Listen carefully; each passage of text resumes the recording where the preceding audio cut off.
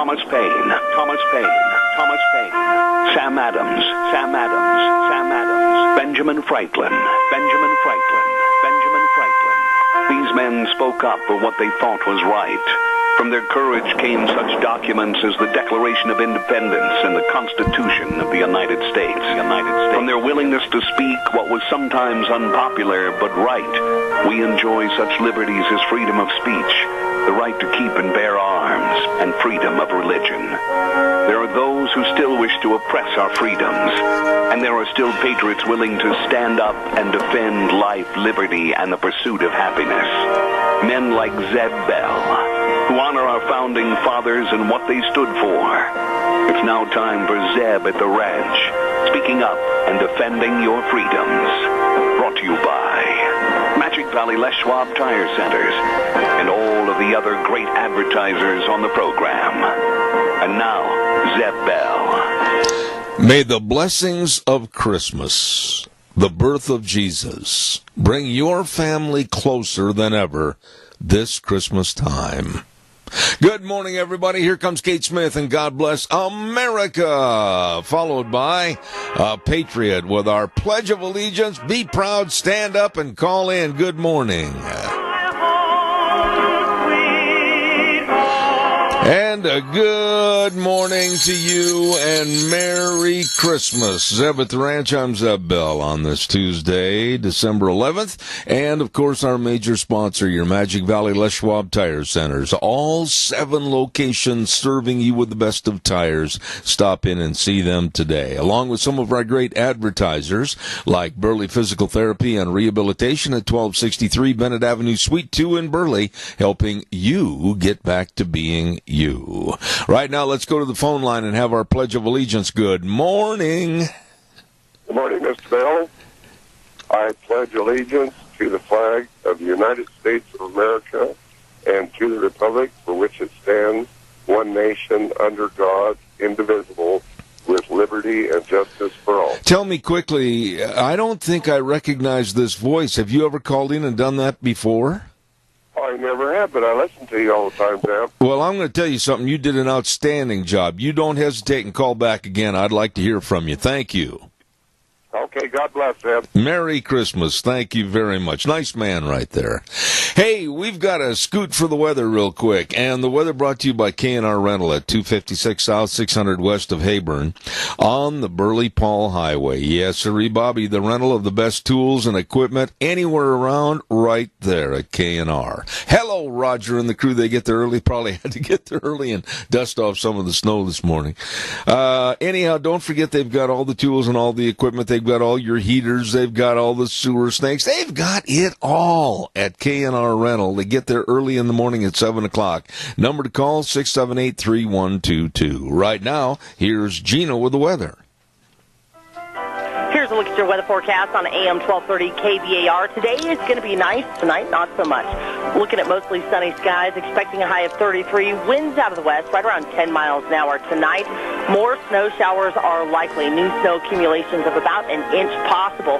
Mostly cloudy skies, expecting a low of 28. And winds out of the south, right around 13 miles an hour. Gusts as high as 21 miles an hour. For tomorrow, more snow is likely. Areas of blowing snow as well. Going to be cloudy skies. Gusts as high as 46 miles an hour. Chance of new snow accumulations of less than a half an inch possible. We are expecting a high of 35. Then for tomorrow night, areas of snow and blowing snow, partly cloudy skies, and a low of 21. Thank you, Gina. Appreciate it. K&R Rental at 256 South, 600 West of Heyburn.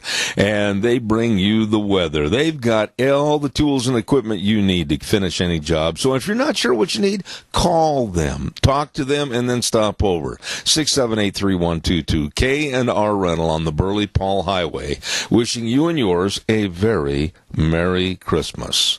I know somebody else that's wishing you a Merry Christmas, and they've got a great big sale coming up on Thursday, and that's the Burley Livestock Sale Yard, 1100 Occidental Avenue in Burley, with Merv May, Cade Rogge, and Lance Udy. Oh, yeah, the sale that works for you. Don't forget 10 o'clock sale time on Thursday at the Burley Livestock Sale Yard. Number to call for cattle consignments and sale information, 678-9411. Wow. I'm really in the Christmas spirit this morning, and I hope you are too. We've got a lot of things going on the program, and we've got some great people on the show this morning, including at 10:30 Megan Barth, and she tells it she tells it like it is, and I really respect her, so don't miss any of it. Once again, don't forget, Merry Christmas wishes from Daryl's Cleaners. Kevin and Cindy, the whole operation over there. You take your clothes in there to be dry cleaned, and they come back to you brand spanking new. Boy, I'm impressed. Have been for years at the job they do. They're located at 1223 Albion Avenue in Burley. And don't forget, if you haven't since Thanksgiving had that tablecloth cleaned or whatever else cleaned, oh my goodness, you better get it in there today at Daryl's Cleaners, 1223 Albion Avenue in Burley, wishing you a very Merry Christmas. I had to go, underline the words had, to go to the dentist yesterday. Now, I make no bones about it. I consider myself to be fairly tough over the many years, but when it comes to going to a dentist, I am a wuss, capitalize a W. I went shaking and quaking and sniveling like a bowl of Jell-O, and when it was all over, I almost hate to admit this, I had to ask the dentist if he was done. It wasn't bad at all. I had to have a filling. My old filling fell out of my tooth and had a hole in there the size of the ice caves. And I said, hey, are you done? Yeah, you can go home now. Oh, I never felt a thing. Not that I will ever change my mind. Not that the next time I won't go in sniveling and quaking. But it was a good experience yesterday. I said, Merry Christmas to you, and walked out the door. Thank you very much. Calls are welcome, 436-2244, 1-866-927-4587. Don't forget Ramsey Heating and Electric for all your heating, cooling, and electric needs. And they're located at 2600 Overland Avenue in Burley, and they're open 7:30 to 5, Monday through Friday. And I emphasize the word all. They do have all your heating, cooling, and electrical needs, and the best of people serving you.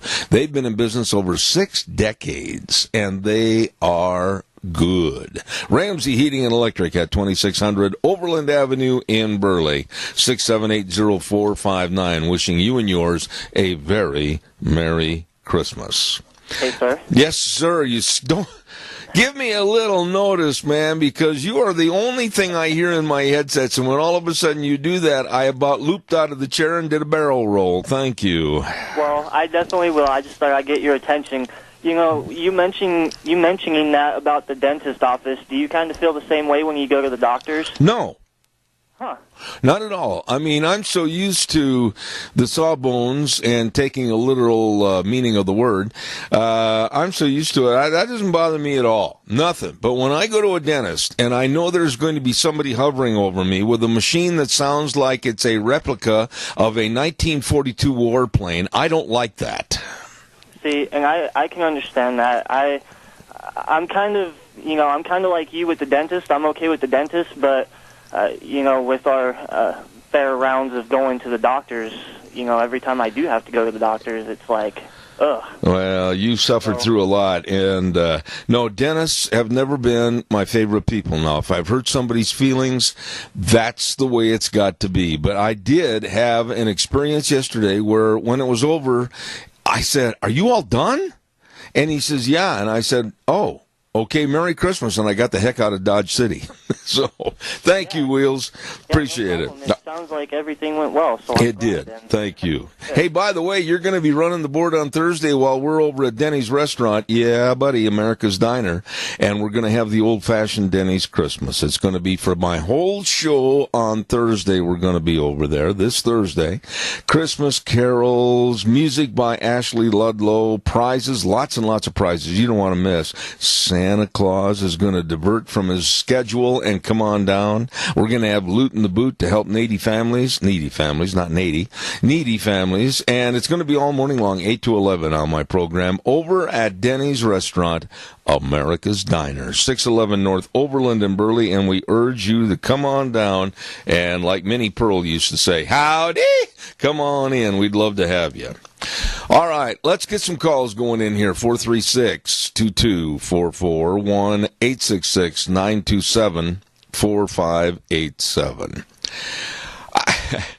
I don't know why, but when I heard this story, I absolutely just thought, what in the world?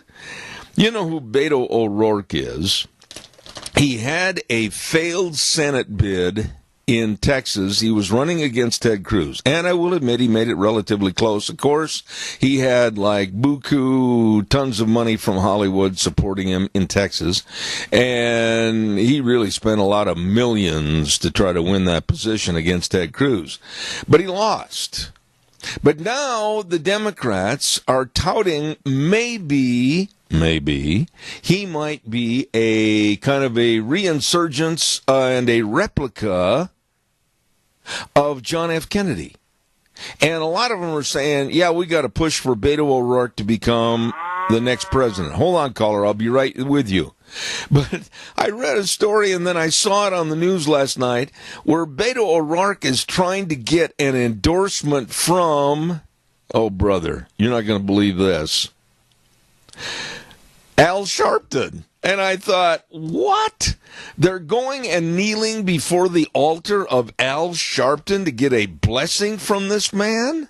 Al Sharpton, one of the biggest race baiters in the history of this country, one of the most low-life people in this country, and they're trying to get an endorsement from Al Sharpton? Caller, please help me. I'm in a state of shock. Good morning. It's the Yummy Man. Yes, sir. I have the menu for the Burley Senior Center on South Overland for today. It's meatloaf, mashed potatoes and gravy, green salad, mixed vegetables, and assorted desserts. Assorted desserts.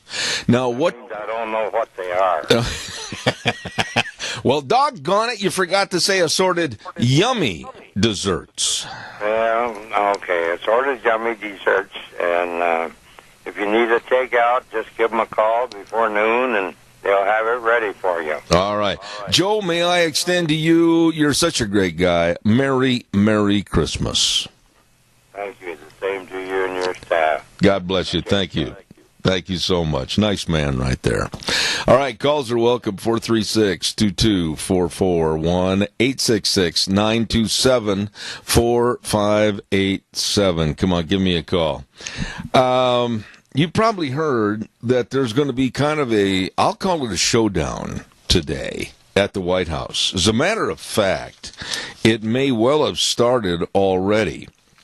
Senator Charles Schumer, Chucky, and the new House Minority Leader that's going to be now the Speaker of the House, Nancy Appaloosa, they're going to be meeting with Donald Trump. Now, here's the deal. You've followed this long enough. I don't know about you. I'm sick of the politics. I'm sick of the yeah, we are. Well, maybe we're not. Well, we're going to get the money. Well, maybe we can't attitude on the wall.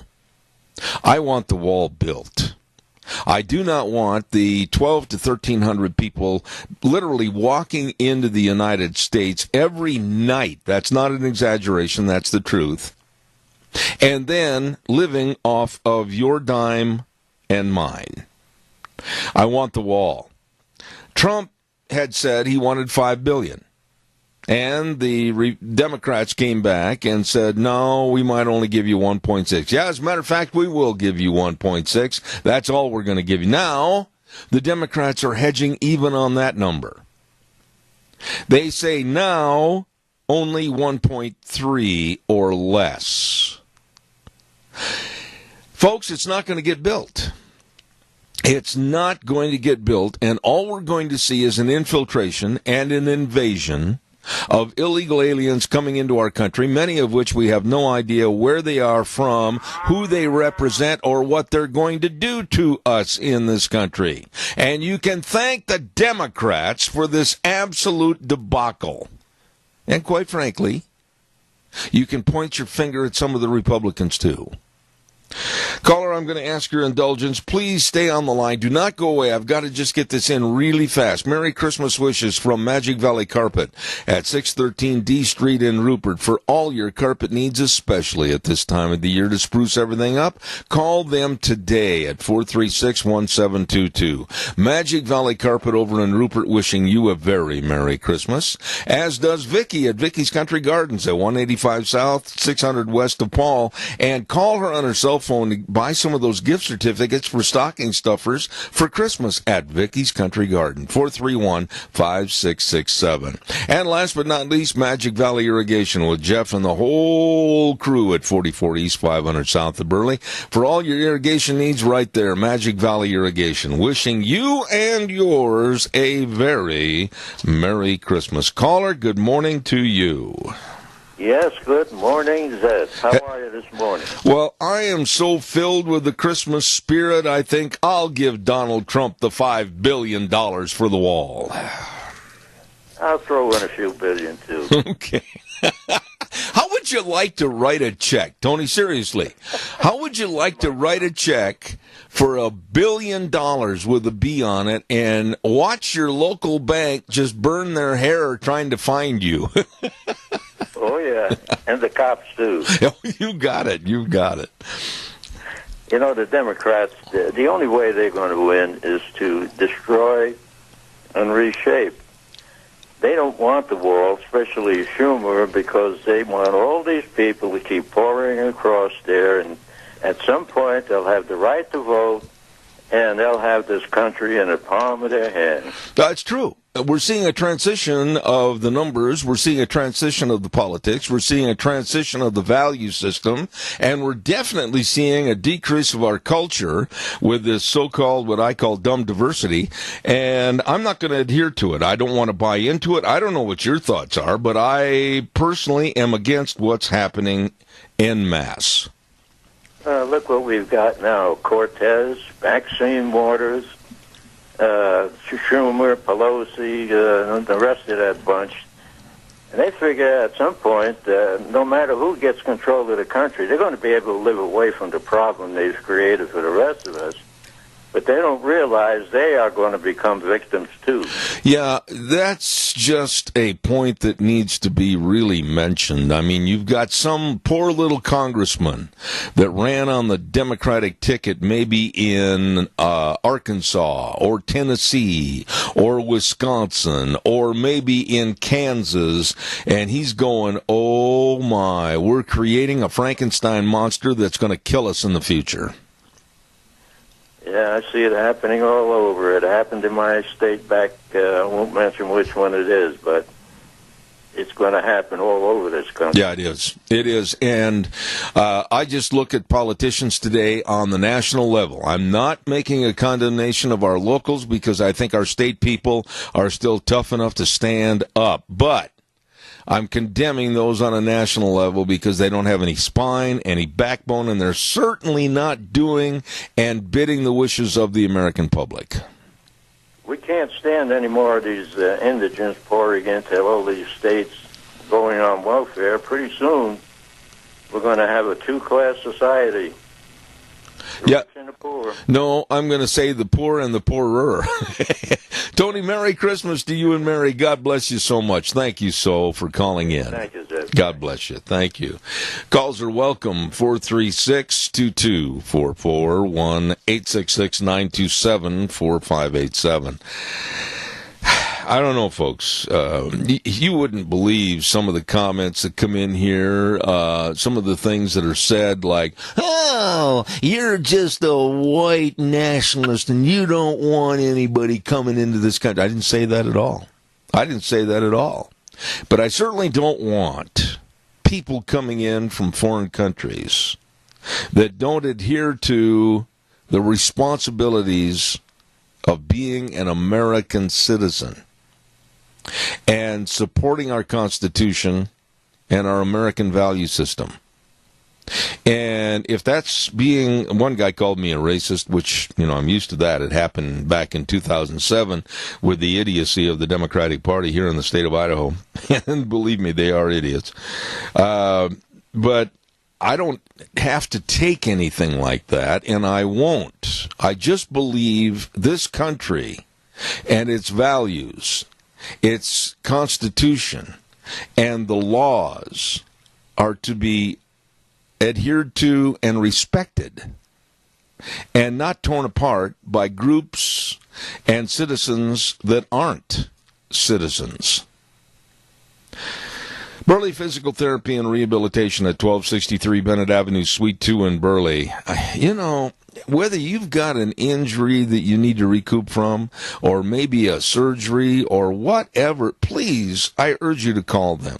I am absolutely impressed with the comprehensive care that they give you. I mean, they do a full comprehensive check on what happened, what's hurt, what do you want to accomplish, and all this. They do a great job. Nick Greenwell and all the physical therapists at Burley Physical Therapy and Rehabilitation. The number to call to make an appointment, 678-1191. 678-1191.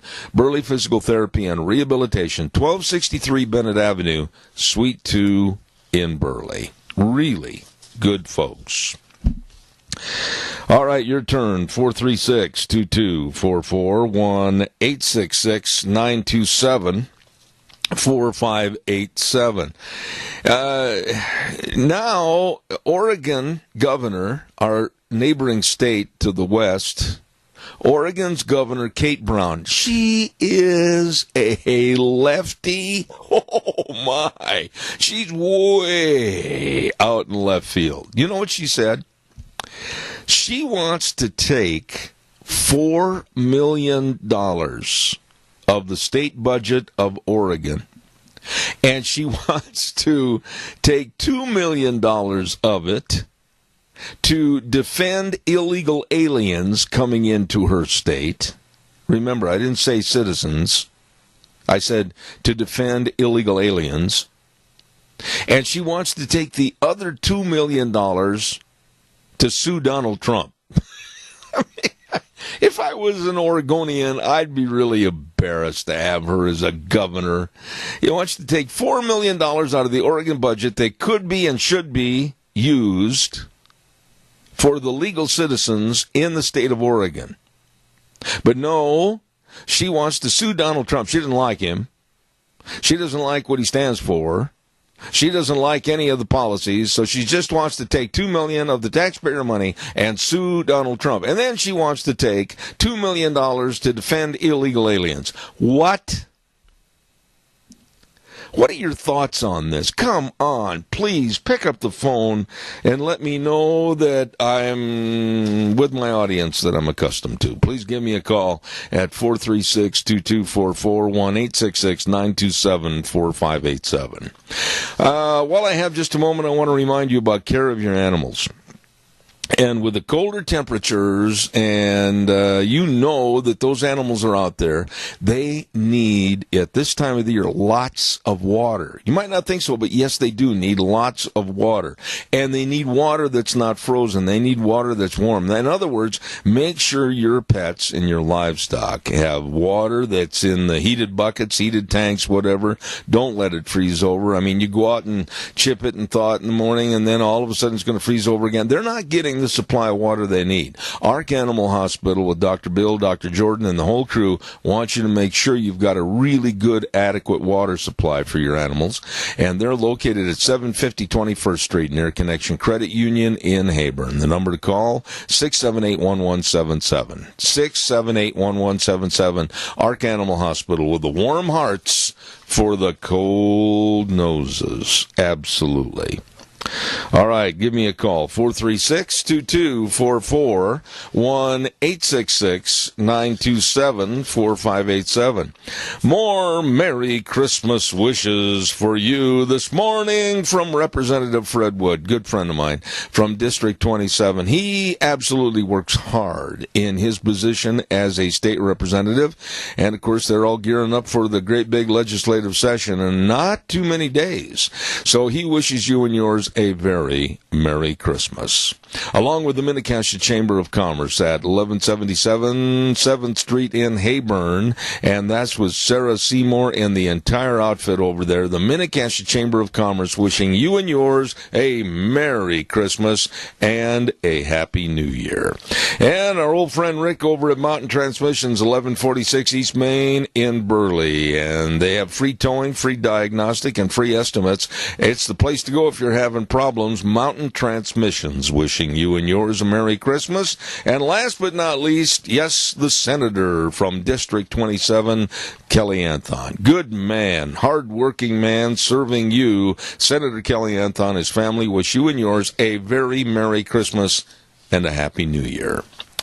All right, your turn. 436-2244, 1-866-927-4587. There is a homeowners association, and Deanne and I were trying to look this up. And did we ever find out where that homeowners association was, Deanne? We never did. Was it? You thought it was in the Phoenix area? I thought it was in the Florida area. I guess we don't know. We're trying to find it. We were tipped off that there's a homeowners association somewhere in this great United States, and we're trying to run down the location to where they said no to the homeowners in this association. You can't put up any Christmas decorating this year. What? Yeah, they said you can't put up any Christmas decorating this year. Now, I sat there and I thought, why? What kind of a possible stupid, which it is, reason would they say to the people that live there they can't have any Christmas decorations? Finally, they admitted in this little story that I had heard that, well, you can't have any wreaths on your door or any outside lighting or anything that looks like Christmas because it may cause problems and interfere with a maintenance project. Yeah, I know. You're like me. You're going, maintenance project? Do you mean to tell me that for 2 weeks, possibly out of the year, in the celebration of Christmas, the birth of Jesus, that the homeowners association had is going, well, we got to have a maintenance program. Why, that wreath on the door might be in our way. Or, oh, no, you can't have that Santa Claus in your front yard or on your front step. Oh, no, it might be in our way. What? What kind of a maintenance project could possibly be disturbed or disrupted by the celebration of Christmas? Give me a break. It's as hokey as can be. And they say they're going to fine people $100. Here, take my check for $100 and go sit down, shut up, and leave me alone. That's the attitude that the Homeowners Association should have. What are your thoughts? Give me a call. 436-2244, 1-866-927-4587. Come on, give me a call quickly. I want to hear from you. While I'm waiting for your calls, I want to remind you about our friends at Dino's Septic Service. They do a job that you and I don't want to do. I don't want to be out there pumping a septic tank. Do you? No, you don't.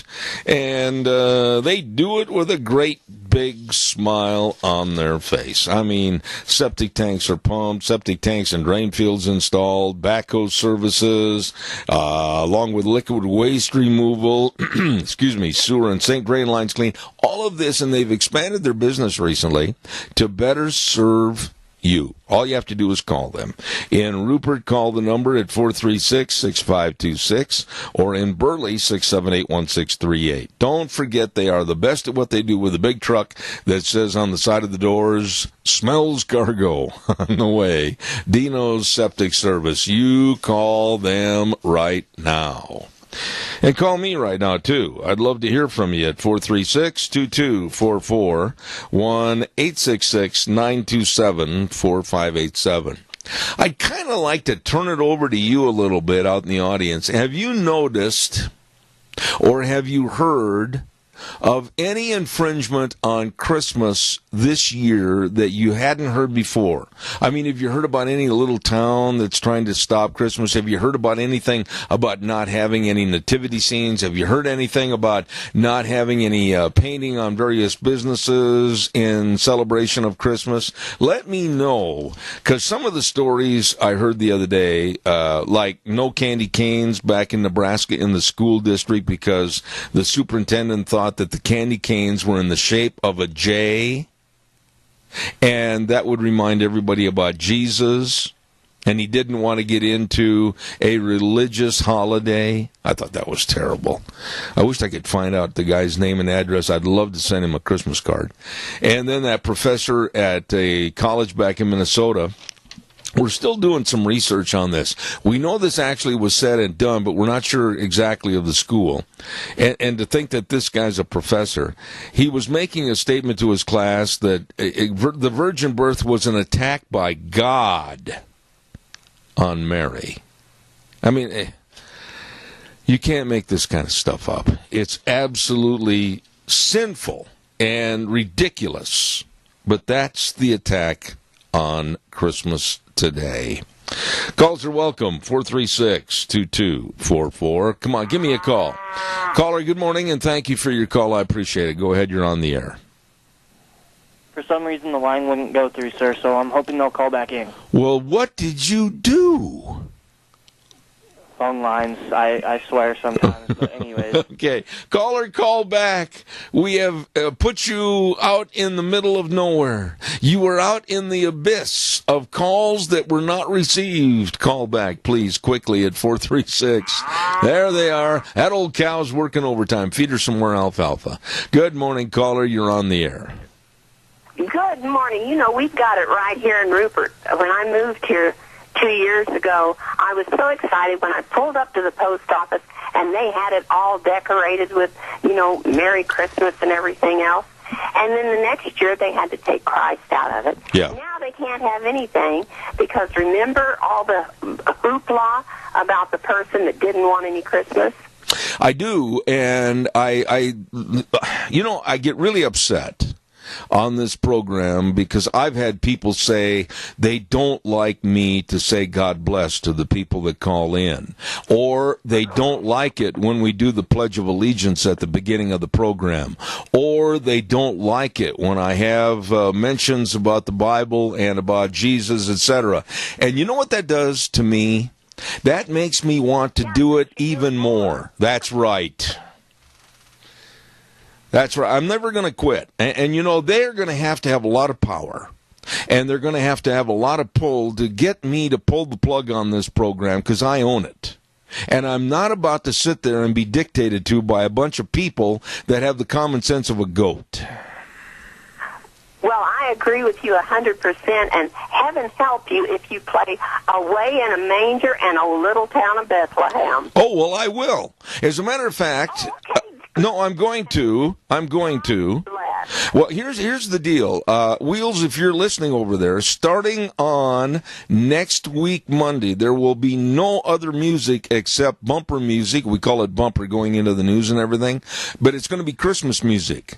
And it's going to be Away in the Manger. It's going to be Little Town of Bethlehem. It's going to be all of this. And woe betide anybody that's upset about it because they better come to me or call me personally. It's going to happen, lady, I promise.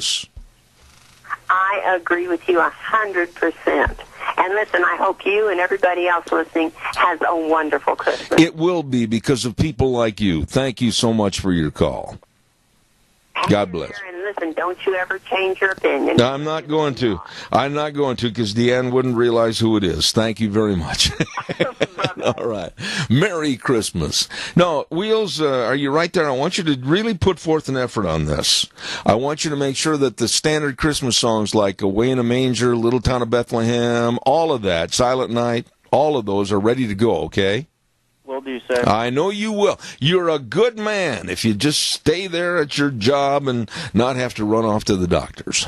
Well, thank you. I'll make sure that I don't do that next time. No more of that. No more of that, Corporal. Thank you very much. Okay. Calls are welcome. 436-2244, 1-866-927-4587. Yeah, I've had these emails and these calls. You know, they'll call up and it'll say unknown name, unknown number. Well, we don't like that when you say God bless to these people. We just don't think that's very appropriate. Or they don't like it when we have a prayer on the air. We've done this many times, had prayers on the air, especially at Christmas time or at Easter. And I love this. They say in those letters, and none of those letters, none have a signature. You know my feeling about unsigned letters. They are written by cowards that are nothing more than little mice, that at night they go back into their little dark holes and they compose these letters, and then they send them out. Oh, they're so brave, they put a stamp on it with no return address and no signature. None. And then they expect me to adhere to their wishes? That's a snowball in the oven. Ain't gonna happen. Calls welcome, 436-2244, 1-866-927-4587. And they call me all kinds of different names, and they say, you're a bigot. You're a hate monger. You're all of this. And then at the bottom of the letter, there's no signature.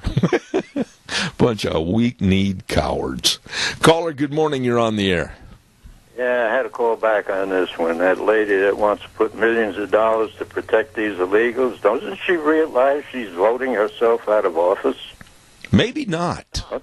Maybe not, because of her leftist attitude. If she brings in quite a few that are going to adhere to the leftist principles, she's probably trying to fortify and solidify her base. It's going to backfire, though. Look at this Cortez deal. What was she, a bartender before or something before she's in Congress? Whatever it was, it had to be a low-intellect job so that she can understand it, because she's not real smart. Oh, absolutely. These people that want to destroy our country don't realize what's going to happen. We're going to have a bunch of foreigners running our country that hate us. Yeah. Yeah, absolutely. People that were born and raised here and came from foreign countries to produce and not go on welfare. You know, welfare, as the word implies, is being so abused and being so challenged right now because of all the people coming in here that are living on Tony's dimes and my dime. And something's got to happen soon. We either need a tax revolt to where everybody shrivels up in the corner and says, nope, not going to send any tax money this year until the government cleans up their act. Honestly, I would like to lead a tax revolt, Tony, because I want to get their attention. I want to get Schumer's attention. I want to get Pelosi's attention. And I want to let them know, why should we pay for things that are so stupid? Well, these politicians like Schumer, they feel like they're up above all that. They're going to be safe when these people take our country over. Yeah. But they're going to become a target. Well, I'll tell you what, when you look at the philosophy of spend, spend, spend, and raise the taxes and everything, and then give their money, our money, to people that aren't even citizens of this country with benefits and different niceties that you and I have had to grovel for, to pay for, I'm a little bit hot and a little bit mad, my friend. Well, Europe is in flames right now, and it could very easily happen here. Yeah, somebody could strike the match in this country very easily. Tony, God bless you again. Man, you're getting all full of blessings today. You're going to be walking on water pretty quick.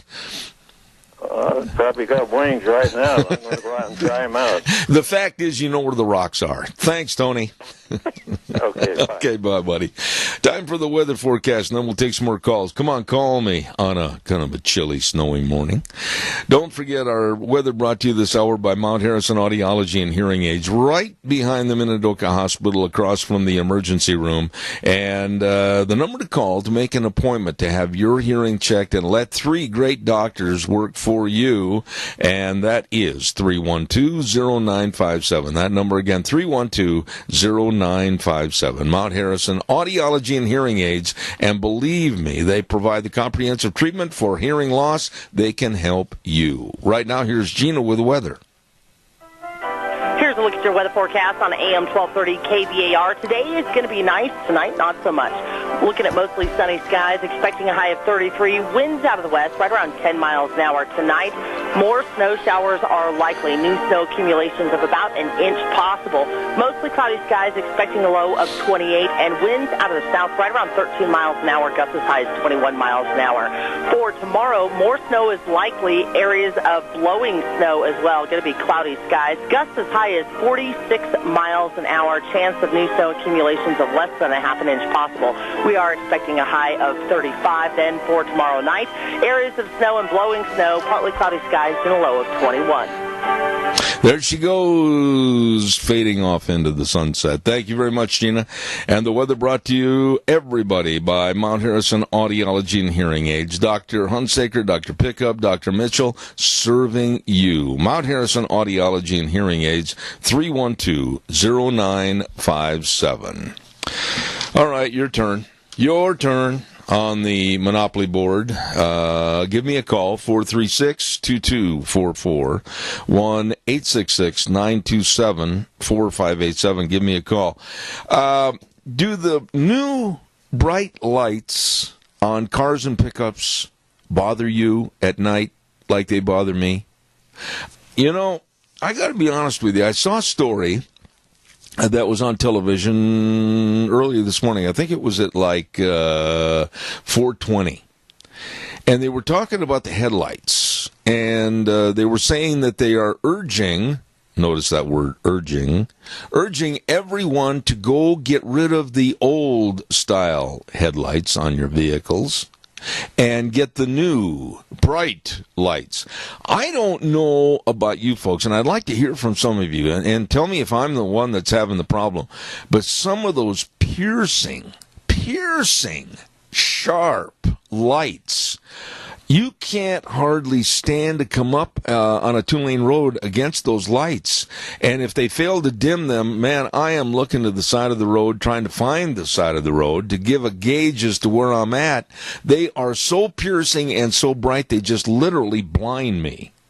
What are your thoughts? Give me a call on that at 436-2244, 1-866-927-4587. Maybe it's just me. Maybe it's my old eyes, but wow, that is hard to see. Barry Equipment and Rental, don't forget, really easy people to work with sales, service, and parts, equipment rentals, and retail equipment sales. They are the best at what they do. I guarantee it. And they're Idaho's premier Bobcat and Doosan equipment sales, service, and parts and rental dealership. They've got all the different Bobcats, all the different sizes. And listen to this, 0% interest up to 60 months on the Bobcats. Holy moly. You better get into Burley at 159 West Highway 30 in Burley with Juan, 465 Addison Avenue West in Twin Falls with Eli, and the Nampa location with the best. Absolutely, Barry Equipment and Rental. Caller, good morning. You're on the air. Some of those people with those bright lights, Zeb, need to have their heads examined or something.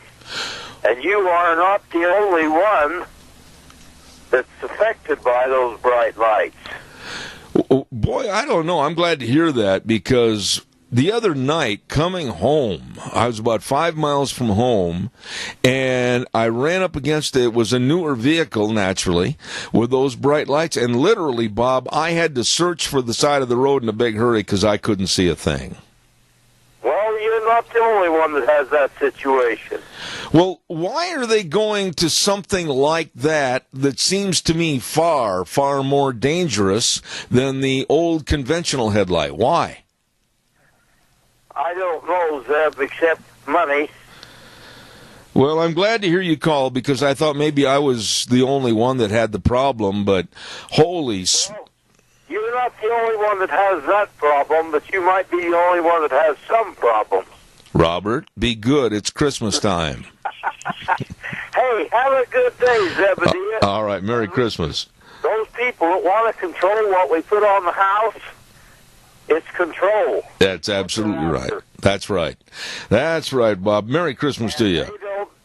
They don't need it. I agree with that. Thank you. Have a good day, Zebedee. All right. Thank you, my friend. Thank you. Calls welcome, 436-2244, 1-866-927-4587. I know there's a lot of people out there. There's car dealers, other people that know more about this than I do. But, man, those lights, they are just hard to see against. Caller, good morning. You're on the air. I had a call again on this. I'm usually on the road about 5:45 in the morning, and I'm putting in those lights.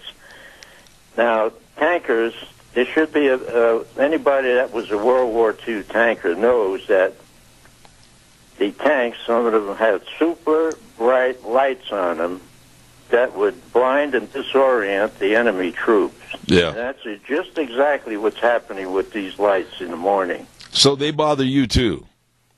Oh, yeah, because it's dark. When I leave the house to go do what I have to do in the morning, I've got to put those lights on. I've got an older car, and they're not as bright as these things. Yeah.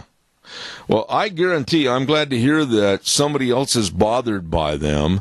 And to me, they're dangerous, really dangerous, because like this car the other night that I ran up against, he did not dim his lights. He kept them on bright, and it was so severe, I really thought I was going to run off the road there for a minute. It was too bright for me to even gaze at the highway. Well, I hope there's a tanker guy out there from World War II, and he can explain more what those bright lights do to people. Oh, I agree with you. I agree with you, Tony. And boy, oh boy, your finger, you better sit down and put your finger in warm water because you've been dialing the phone all morning. I know, my battery's running low. Hey, Merry Christmas again, buddy. Thank you. Okay, bye. Okay, bye. Caller, good morning. You're on the air. Yeah, morning, Jeff. I'll make this short and sweet. I drive up and down the interstate. I drive up and down the back roads, the country roads, the two-lane highways. Something that never fails to bother me, and it's like you say, road hazard, or them bright white lights. You can't see anything when you're going towards them. No. The other thing that gets me is when you're going down the interstate and you have 100 or 50 other cars on the daggum road, and they insist on riding your back bumper with the daggum high beam. Oh, you know something? It fills up the cab with light, and you cannot get away from that light when you're trying to drive. No, it's a hazard in its own. I agree with you. I had this happen. I was coming back from a roping up in Marsing a couple of weeks ago, and it was about 11 o'clock at night, and a guy got right up behind me, and he had his bright lights on, and, you know, they hit that mirror, your outside mirror, and you can't hardly, I had to bend way over towards the steering wheel and a little bit to the right to keep that glare out of my eyes, and I honestly, if there was some way I could have got rid of his lights, I would have used any implementation whatsoever. I know what you're talking about, and people don't think. No, they don't. And I asked somebody who does it on a regular basis on the interstate, and they said, well, so I can see further down the road. And I pointed out, there are 50 daggum cars on this road. Yeah. 50 of us, okay? Most of us are going the same way, and there's a few coming the opposite way. Use their lights, too. If you can see it through their headlights, you know it might impede you. If there's nobody else for miles, I don't have a problem with it. Well, Riley, I tell you what, I really appreciate your call because you brought up an outstanding point on this morning. But these new headlights, man, if they think that's a great, innovative idea, I say I don't think so. I don't like them at all. Thank you for your call, and Merry Christmas to you. Have a good one. Thank you. I want to remind everybody about our major sponsor, and they do such a wonderful job, and that's, of course, our Magic Valley Les Schwab Tire Centers, all 7 locations, 7 of them. Yes, they've got all your tires. They've got all the tread designs. They've got everything.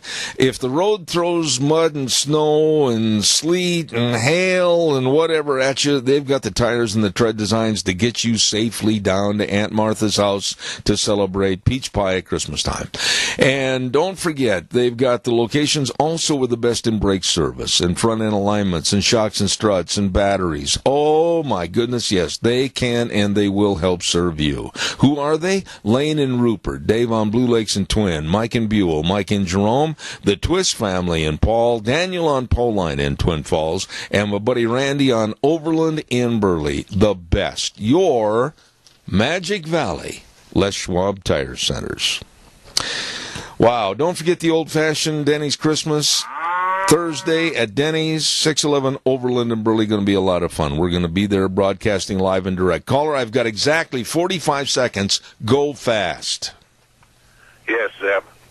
We had an incident on a frontage road. We were coming around a curve. There was one of these trucks that you have to have a step ladder to get into.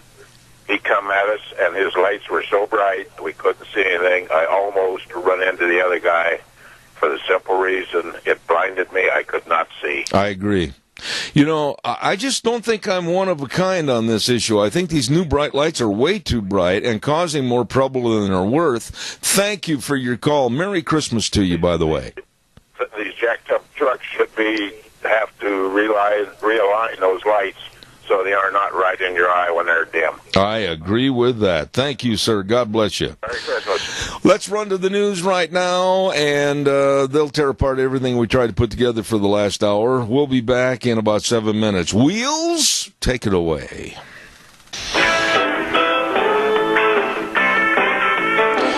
Oh, good morning, and welcome back to Zeb at the Ranch. I'm Zeb Bell with our major sponsor, your Magic Valley Les Schwab Tire Centers, all 7 locations serving you with the best of tires for safe wintertime driving.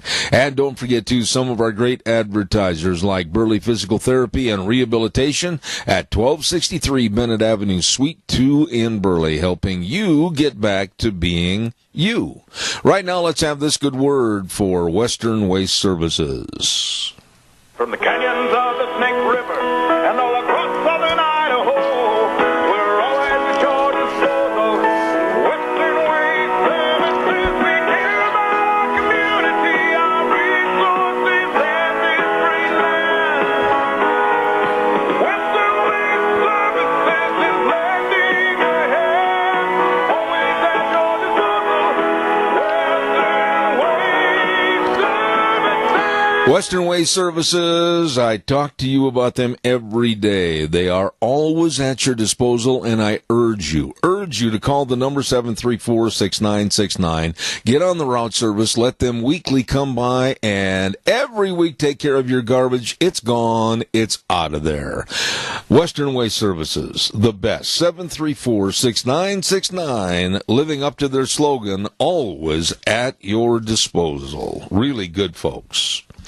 Want to also give Merry Christmas wishes from the doctors and the staff, the vets and the staff at Burley Veterinary Hospital. Known these folks for a long time. They're located at 2869 Overland in Burley, and the number to call, 678-5509. The very best to work and maintain the health of your beloved pets and livestock. Burley Veterinary Hospital, 678-5509, wishing you and yours a very Merry Christmas. You be sure and call them if you need them, okay? And also, our thanks go out to some dear, dear friends in this community, and for that matter, all over southern Idaho. And I'm talking about Hanson Mortuary with our dear friend Joel Heward, the manager, his family, and his staff. Oh, my goodness sakes, they are so helpful and so caring. And when there's the passing of a loved one, they are there to serve you with the highest ethical standards with unquestioned integrity.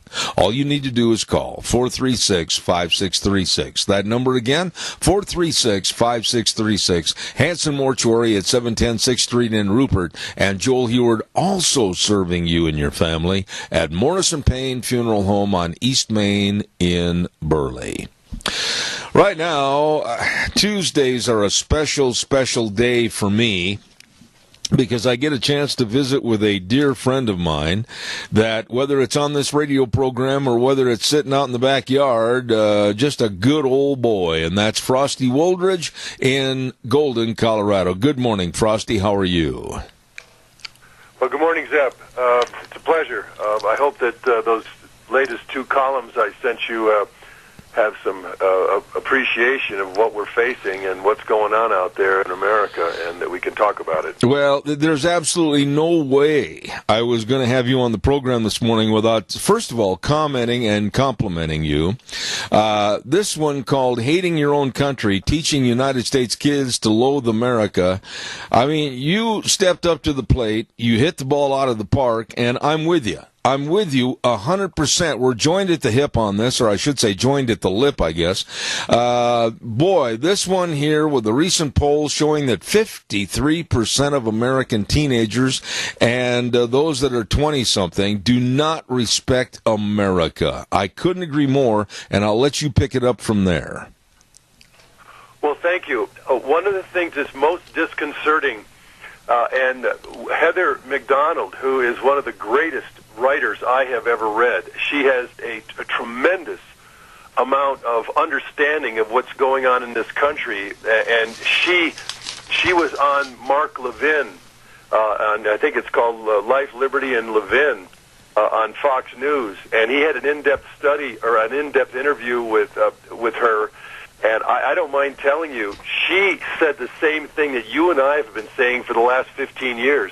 If we keep going down this path where we're allowing our kids to no longer pledge the allegiance, to the American flag, no longer have pride in country, no longer have an allegiance or loyalty to our country, if those numbers keep getting bigger, and they are getting bigger. I mean, when they're over 50%, that means we're losing the new generations and their loyalty to our country.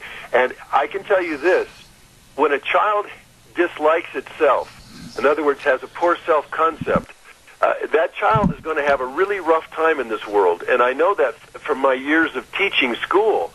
And so you can't, it's very hard to rebuild a child that has an insecurity complex or is not self-assured or doesn't have a sense of self. And so when you have enough of those children, you have a dysfunctional a generation, if you will, that has all sorts of problems. They go to high school and something doesn't work for them, they need a safe space. Well, this is a constitutional republic, and it gets rough out there because there are always 2 or 3 or 4 different opinions on any single subject. But if somebody doesn't have enough self-confidence to speak up or to stand up for their values, then that person's in a lot of trouble. Well, if that, you can translate that into a country.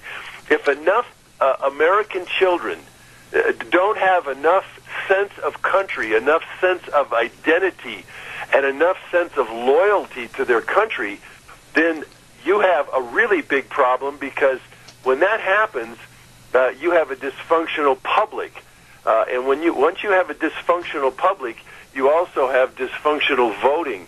And then that manifests in the representatives that go to the Congress of the United States, and certainly go to the mayor of a city or the governor of a state.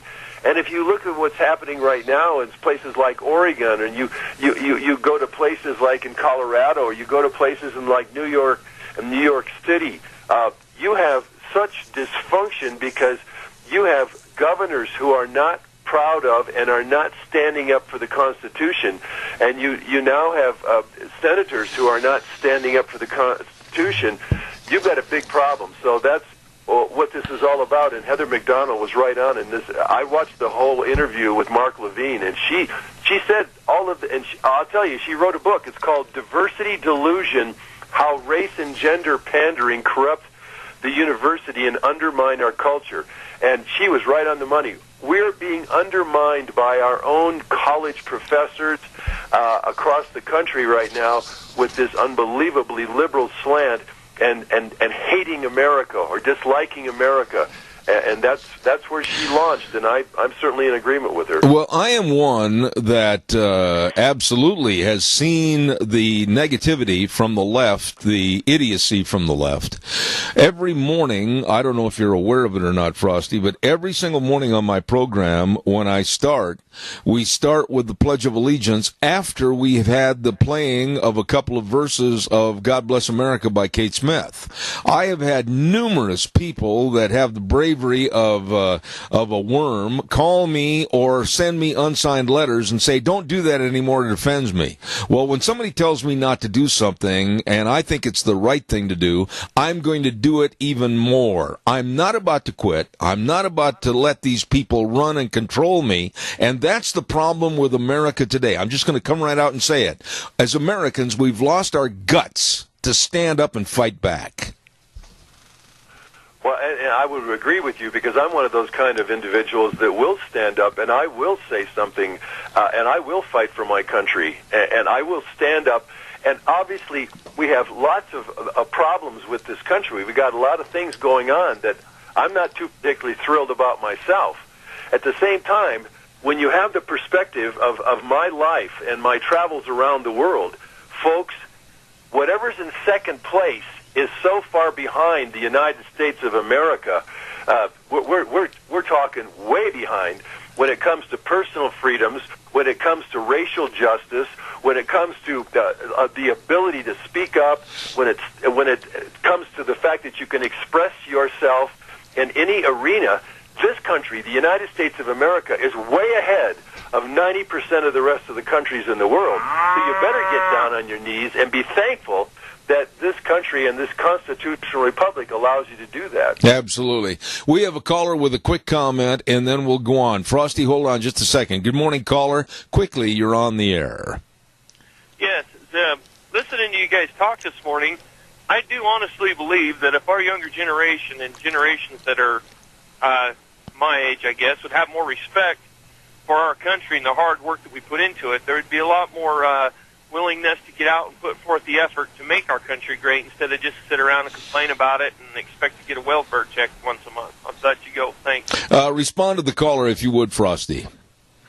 Oh, I would certainly agree with that. The one thing that you can't do is sit around and complain and then not participate. That's right. The one thing about this constitutional republic, it is not a spectator governance. You, the individual, every one of us, with participating in our governance. That means going to city council meetings, and I go to my Thursday council meetings, and I speak up at every city council meeting. I vote in every election. I support those that I think are doing a good job for this country, that are doing a good job at the local level. I write letters to the editor. I get on programs and say, hey, this is what I think, and I hope that all of you are doing something about it. And so, as the caller said, you can't sit around and complain. You have got to participate in this governance, and that's what this governance is all about, participation by individual people. You know, Frosty, along with the different things that have happened on this program, and you and I have come under the fire and scrutiny of the Democratic left because we didn't adhere to their philosophies, and neither of us are ever going to change. I'm not. Along with Oregon Governor Kate Brown, I don't know if you heard about this, but it's so disgusting. She is going to take $4 million out of her state budget, and $2 million she's going to give in the defense of illegal aliens, and the other $2 million she wants to sue President Donald Trump. This is the kind of idiocy and incompetency that we have in politics today. Well, and the problem with Oregon is that the Oregon voters voted that kind of a nutcase into the governorship of the state. And the same thing happened in Colorado. John Hickenlooper, the governor of Colorado, was an open borders and a sanctuary state mayor of Denver, and then the people of Colorado voted him back in to the governorship, and that's why illegal aliens are running rampant here in Colorado. They've taken jobs. They have usurped our schools. We've got 173 different languages in Denver public schools. We've got graffiti because all of the graffiti gangs. We got MS-13 running wild and distributing drugs to our kids. So in the end, John Hickenlooper gave us exactly what the voters voted for. They gave us an open borders guy and a sanctuary guy, and we've paid a heck of a price for it. Well, in the end, Oregon's going to pay the same kind of problems because the MS-13 gangs will start getting their tentacles right into the schools and distributing all the heroin and the crack cocaine and all the other drugs.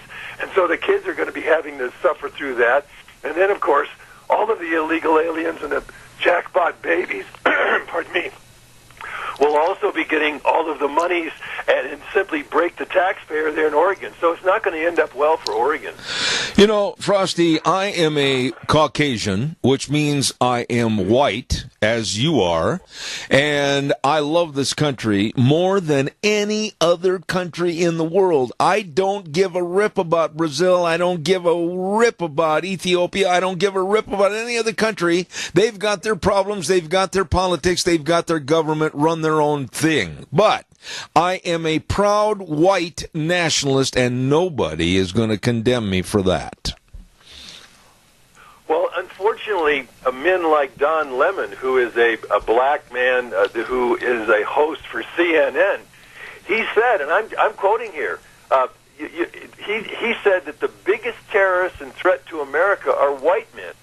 And that's one of the most racist comments you could hear on any and all of the television stations across the nation, and yet he gets away with it. He has gotten away with it. And he gets away with his racist charges, and yet somebody like Megyn Kelly talks about black faces just before Halloween. She gets fired. And I think Roseanne Barr got fired from her TV sitcom, which was a sitcom, for heaven's sakes, for making some literally silly comment. And yet those people like Don Lemon can get away with it. And a lot of these big comedians, they make unbelievably racist charges and unbelievable charges against this country and against the President of the United States, and they get away with it. Well, the whole thing is, I'm not ashamed of who I am or what I am, nor are you, I'm sure of that. But we do have a problem in this country to where the children that are growing up in this, the greatest country ever on the face of the earth, the United States of America. I don't know whether to blame their parents. I don't know whether to blame us for letting the parents have this kind of a dictate to their kids. I don't know. But when they respect someone like LeBron James, that I think is nothing more than a prima donna and a very overpaid, underworked athlete, they respect him more than the policies of our Constitution and the laws of our country. We got a problem in River City. We have a problem, Zeb. And again, it takes guys like you and me. It takes the women out there that are standing up and speaking out and saying, hey, enough of this. This is the United States of America. This is our country. We absolutely are proud of our country. We're proud of our identity as Americans. And I hope that every country and every citizen of every country is proud of their country. I hope they're proud of their culture. And I hope that they want to maintain it and sustain it and fight for it and speak up for it. That's the important thing here, because they're already right now, the globalist black backlash is now hitting France. The French people are saying enough of this. They're going after Macron and demanding his resignation because he's undermined France. And I mean, let's face it, Barack Obama undermined the United States when he was in there. He undermined this country. He's broken so many laws. DACA, just for an example, he knew he had no power to do that. He should have been taken to court immediately, and DACA should have never come into fruition, because it was against the law. The President of the United States does not have the right to have an executive order that undermines the Constitution.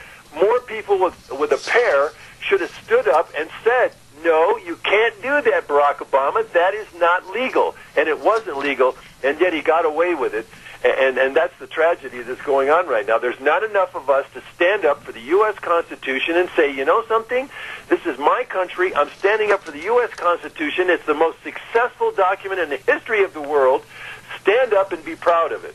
You know, I said on my radio program the other day when I was watching the riots in France, and I said that same thing or a correlation of that same thing could happen and very well might happen here in the United States, because the middle class is getting sick and tired of having their hands stepped on by government.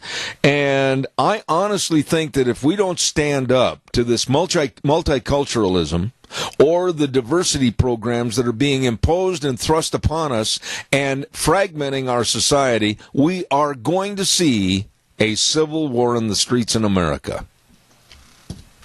Well, Heather McDonald said that. She said the power, I'm quoting, the power elites are determined to drum into that student's head identity politics which say that he is either a victim or an oppressor.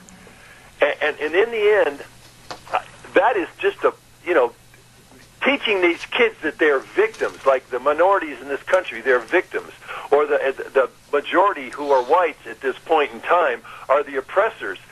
There's no question. And she said in the end of her interview with Levine, she said, she says, he asked, do you mean a physical civil war?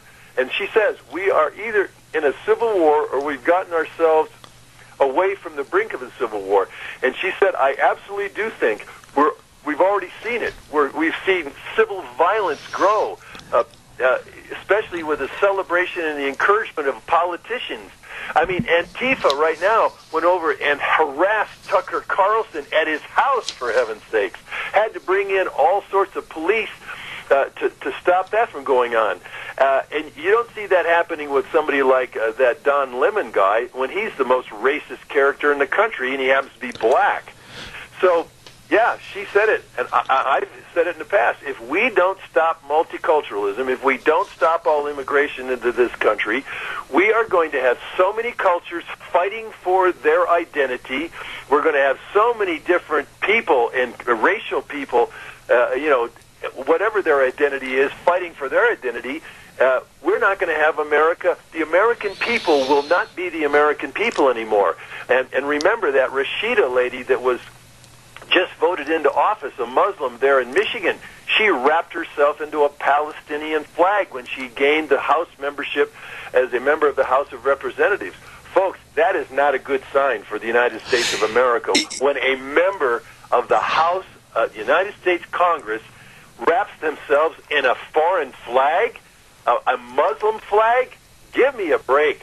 We're in trouble if we allow this to continue. Where are the rules of decorum? Where are the rules of or regulatory means or written methods that say when you are inducted into the House of Representatives or the Senate or whatever office, I mean of the United States of America, and you wear a Muslim flag that promotes death and hate like the Palestinian flag, my God. I know this sounds crass, but somebody should have ripped that flag away and said, no, you're a representative of the United States.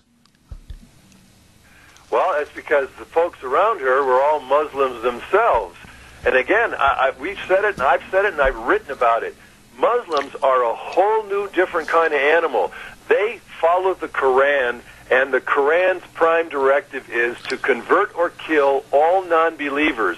And I guarantee you, there's a bunch of spokesmen for the Muslims on Facebook, and they said, we're simply going to get into your electoral, progression, and we're going to get more and more Muslims into office. And that's now happened in Detroit, Michigan, Dearborn, Michigan right now. Hamtramck are completely controlled by Muslims.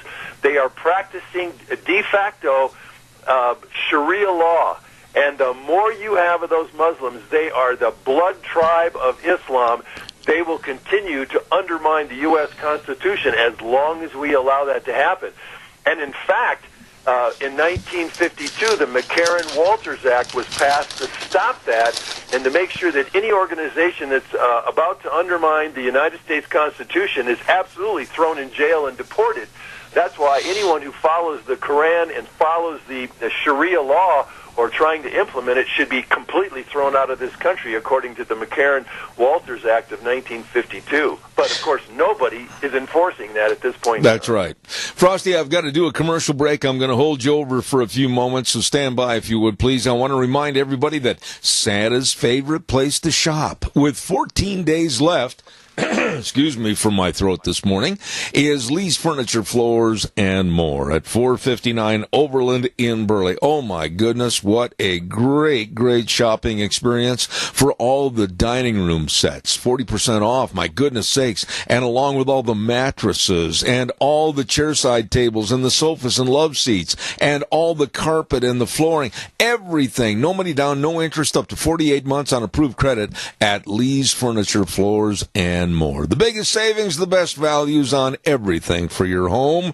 with Jeff and the crew at Lee's Furniture, Floors, and More at 459 Overland in Burley, and they wish you and yours a very Merry Christmas.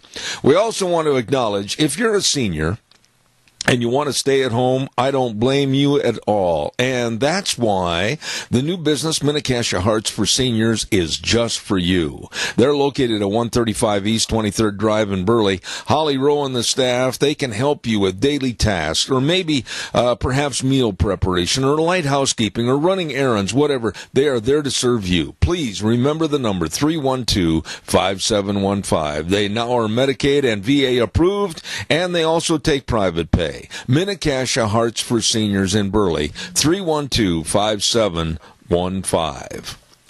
You know, here's a little bit of a lighter note, but really it shows, Frosty, how absolutely twisted and messed up the Democratic Party is. You know who Beto O'Rourke is. He made a Senate bid, a race against Ted Cruz in Texas, and lost. And even though he lost, the Democrats are trying to groom him, possibly to be a nominee for president in 2020. Guess what he said yesterday? He is out there trying to get an endorsement from, are you ready for this? Al Sharpton. Biggest race baiter in the country, one of the biggest phonies, one of the guys out there who owes literally has defrauded the American taxpayer. I think he's in hock to the U.S. Federal Treasury for over $4 million in back taxes. I would say that he is biggest shyster. Al Sharpton is as biggest shyster as Morris Dees at the Southern Poverty Law Center. Those two should just be roommates because they're so corrupt. They're so anti-American. They do everything they can to undermine people of integrity. It is just beyond me, and I cannot understand it. So somebody like Beto O'Rourke, who is essentially, I'll give you some background. I think, I'm not positive, but something like outside money was into the tens of millions. Yes. That got Beto O'Rourke on every kind of sign and and biggest thing is people see the name. They vote for the name. They don't vote for any qualifications. Obviously, Barack Obama got out there, and he had no qualifications whatsoever to be president of the United States. And yet, look at the kind of money that backed him. Well, Beto O'Rourke's the same way. He doesn't have any particular qualifications to be president of the United States, but you better believe that the money is grooming him for the office, and that's what happened. And it was just lucky that Ted Cruz, who spent 1/4 of the amount of money in the race, got elected, because money really does take over elections, and that's been proven time and again. Real quick, I've got about 3 or 4 minutes left in this segment. I've got to get into what's happening, I think, right now at the White House. Chucky Schumer and Nancy Appaloosa are in there right now talking to President Trump, trying to make sure they get their way on even decreasing more the amount of money that would fund the wall. They want to knock it down from 1.6 to 1.3 billion.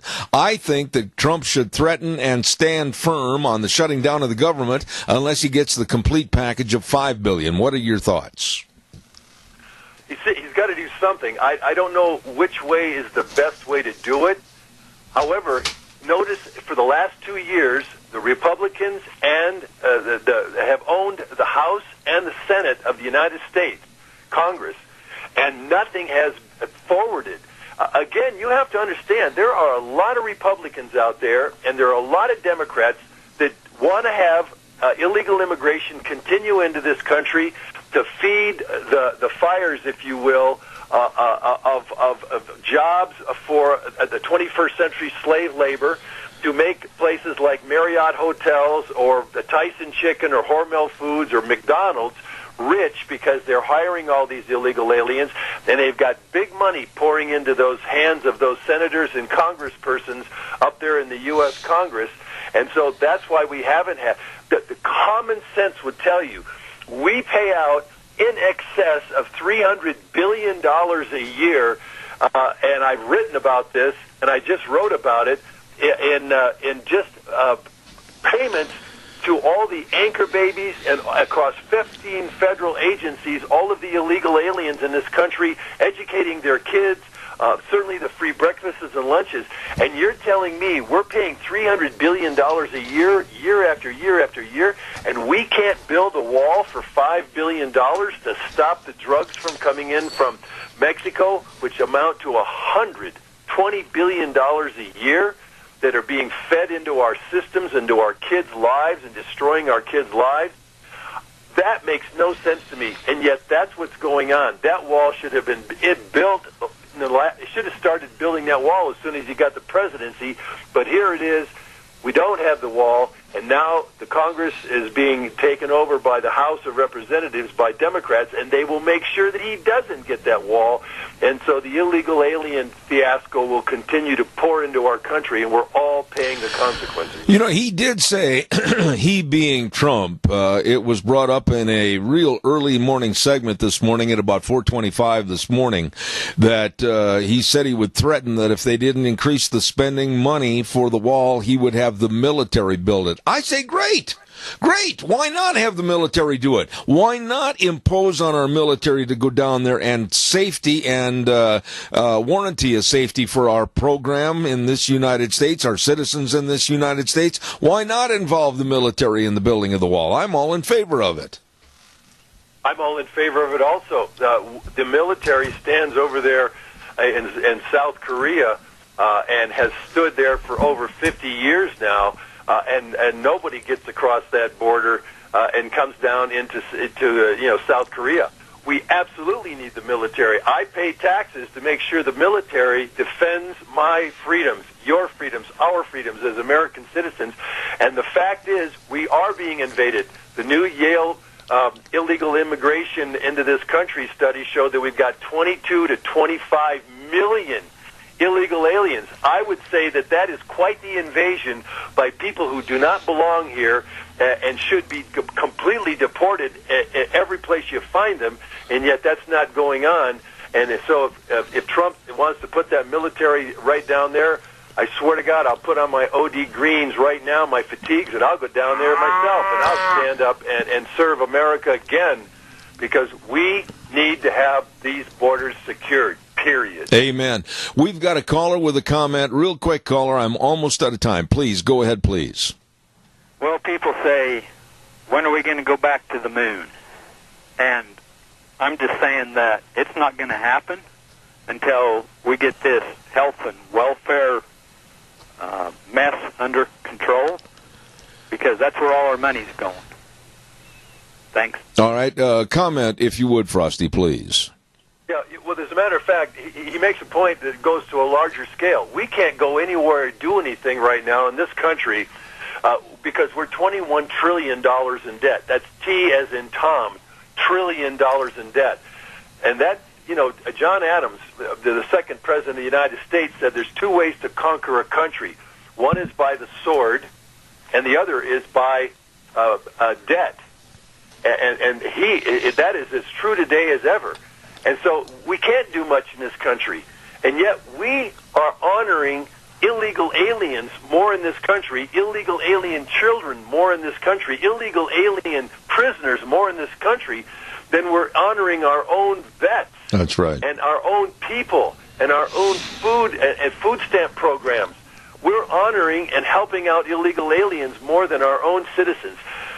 Zeb, something is very, very wrong with that. And that's what's going on, and it's going on because of the Congress of the United States.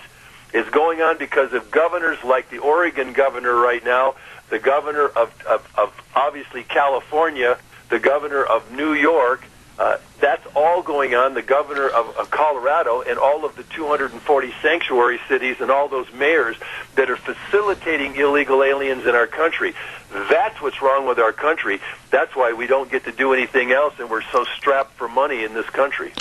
Frosty, I wished I had more time, and I can tell by the sound of your voice you're suffering through a real cold right now, like I've had for weeks. Oh, yeah. I wish you the very best, and on behalf of Deanna and I'll say this again next week. God's blessings to you and Sandy, and Merry Christmas, my dear friend. And Merry Christmas to you, and Merry Christmas to everyone, and God bless America. Thank you, Frosty. Appreciate it. Take care. Frosty Woldridge in Golden, Colorado, my friend. Thank you. Don't forget, let's ride. Oh, my goodness sakes. They are busy, busy, busy, busy. A lot of people realize, with the snow falling, all the angel dandruff up on the mountain, snowmobile time, and they've got all the snowmobiles over there. My goodness sakes. You better get over to Let's Ride, 270 Highway 24 between Rupert and the World. They're open Monday through Friday, 9 to 6, Saturdays, 9 to 4. And wow, they've got all the snowmobiles. Wow, they got all the snow plows for your four-wheelers. I've got mine all hooked up, already used it. Yep, I have. And don't forget, they've got a great accessory department and the best doggone service department around, keeping you running. Let's Ride, 270 Highway 24 between Rupert and the World, where they always say, this is where the fun is sold. Absolutely. And if you're over in that area, too, make plans, make an appointment to get a hold of our dear friends at Cameron and Siemens Insurance, Highway 24 in Rupert. Yes, they have all the life insurance, health insurance, retirement planning, employee benefits, all of this and more for you, your family, and your business. And they are devoted to serving you. All you need to do is just make a call, make an appointment, and they can help you at 436-4424. That number again, 436-4424. Almost choked to death on my cough drop. Cameron and Siemens Insurance, Highway 24 in Rupert. You be sure and get a hold of them today. Really, really good people. Now, you know what's going to happen on Thursday, I hope. I mean, I have been talking about this, and I hope you'll come down and celebrate kind of a kickoff to Christmas, if you will. It's going to be the old-fashioned Denny's Christmas party, and it's going to be this Thursday, December 13th, at Denny's Restaurant while I'm on the air. We're going to be over there broadcasting live and direct like we have for about the last 5 years. And we're going to be over there from 8 to 11, and we're going to have Christmas carols, and we're going to have prizes, lots and lots of prizes. And Santa Claus is going to be there. Bring the kids. Sandy is going to be there. And let me tell you, he diverted from the North Pole last year while they were finishing up packing the sleigh, and he's going to be over there at Denny's on Thursday, so don't miss that. And we're going to have Ashley Ludlow singing Christmas carols, and we're going to have the Loot in the Boot, to where we're going to ask you to help contribute and help some of the needy families around this area at Christmas time. All of this from 8 to 11 at Denny's Restaurant, America's Diner, this Thursday at 611 North Overland in Burley. Please, I ask you to be there and celebrate Christmas. It's going to be a lot of fun. While I have just a moment, I also want to extend Christmas wishes, and they go out this hour from Nature Nursery at 120 East Highway 81 in Burley. All the home decor items. This is a great place to go for Christmas shopping. They've got all the fresh cut trees, and they can flock your trees too. They've got all the outdoor lights, everything for a very merry Christmas season from Nature Nursery at 120 East Highway 81 in Burley. And Rogge Auction Company, Ron Cade, Jed, the best doggone auctioneers around. If you're selling a farm or farm equipment, remember Rogge Auction at 431-0074. They wish you a very Merry Christmas. And my buddy, Doug, over at Doug's Alternator and Starter Repair at 635 21st Street in Heyburn. You know, Doug is just a really, really good old boy, and he says, don't forget the real meaning of the Christmas season, and also remember the senior centers. Doug's Alternator Repair and Starter Repair, 635 21st Street in Heyburn. All of them wishing you and yours a Merry, Merry Christmas. We better get the weather forecast on here right now, and the weather is brought to you by Phillips, Oaks, Goodwin, Crane, and Company. Don't forget they've been providing accounting services to the Mini-Cash area for well over 50 years. My goodness sakes, they are the best at what they do. And, of course, all the tax planning and the retirement planning and the tax return preparation, all of this and more by people that really know and care and understand. Phillips, Oaks, Goodwin, Crane, and Company, with offices in Burley and Rupert. Right now, here's Gina with the weather. Here's a look at your weather forecast on AM 1230 KVAR. Today is going to be nice. Tonight, not so much. Looking at mostly sunny skies, expecting a high of 33. Winds out of the west, right around 10 miles an hour tonight. More snow showers are likely. New snow accumulations of about an inch possible. Mostly cloudy skies, expecting a low of 28. And winds out of the south, right around 13 miles an hour. Gusts as high as 21 miles an hour. For tomorrow, more snow is likely. Areas of blowing snow as well. Going to be cloudy skies. Gusts as high as 46 miles an hour. Chance of new snow accumulations of less than a half an inch possible. We are expecting a high of 35. Then for tomorrow night, areas of snow and blowing snow, partly cloudy skies, and a low of 21. Thank you, Gina. She does a really good job on that weather. Don't forget, to our friends at Phillips, Oaks, Goodwin, Crane, and Company. I was talking to Leiden the other day, and he says, don't forget it's getting close to the end of the year, and he asked if your tax records are ready for your business. Don't forget, check out this. If you have any questions, give them a call. Stop in. Phillips, Oaks, Goodwin, Crane, and Company, with offices in Burley and Rupert. Wow. Coming up next half hour at 10:30, or I should say next hour at 10:30, we've got Megan Barth from down in Las Vegas, and we've got a lot of things to talk to her about. Also at 10:06 this morning, we're going to have again, the great one, Dr. History is going to be here. Right now, let's go on the phone line to some really good people, and they do so much for the community, and I'm just proud to have them on my program with the Stoats Ag Minutes, and we have Vic over at Stoats Equipment Company, your John Deere dealer at 119 Overland and Burley. They make your life easier, and so we're going to say this: Merry Christmas, Vic. How are you? Well, Merry Christmas to you too, Zeb. I'm doing fine and dandy. How about yourself? Really, I have got the Christmas spirit this morning more so than ever before leading up to Christmas. I mean, man, I am ready for it. I'm just the right size and shape to don a red outfit and get behind a sleigh with some reindeer and drop presents down your chimney. Well, I would welcome you, and you know what? If later on in life, I think you would make a great Santa Claus. That later on in life is already here, my friend. Well, I think that's kind of an honor. I mean, any time that you're associated with the celebration of Christmas and what it's all about, I think that's an honor that we get to be part of it. Well, what are we going to talk about this morning? I would like to start things off.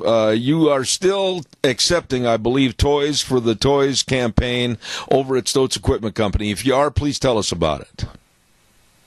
Yeah, absolutely. So we had our toy drive on December the 1st for the Christmas Council, and so I met with the Christmas Council, and they were very, very appreciative of the 2 pallets of toys that we got, and we really appreciate all the people and all the farmers and just business owners and just people that live in Burley and Heyburn and Declo and everywhere else, Oakley, that came in and just supported it. And they have huge hearts. That's one thing I have to say about our community in the Mini-Cash. They have huge hearts, and it's just a matter of making them aware there's a need, and they feel it. They jump to it right away. So, it's great to see, and we're still taking toys, and Christmas Council says they're pretty good shape now. They've got some really good toy donations from all of our community, and they got hit hard and got vandalized, but they're very, very optimistic that they're going to have enough toys to help Santa deliver them to each and every kid. It just really bothers me in this day and age, or for that matter, any time in history, that someone or a group of someones would take away from not only the spirit of Christmas, but also the spirit of giving at Christmas time and steal gifts that are meant to bring some Christmas cheer. That's really a tough pill to swallow.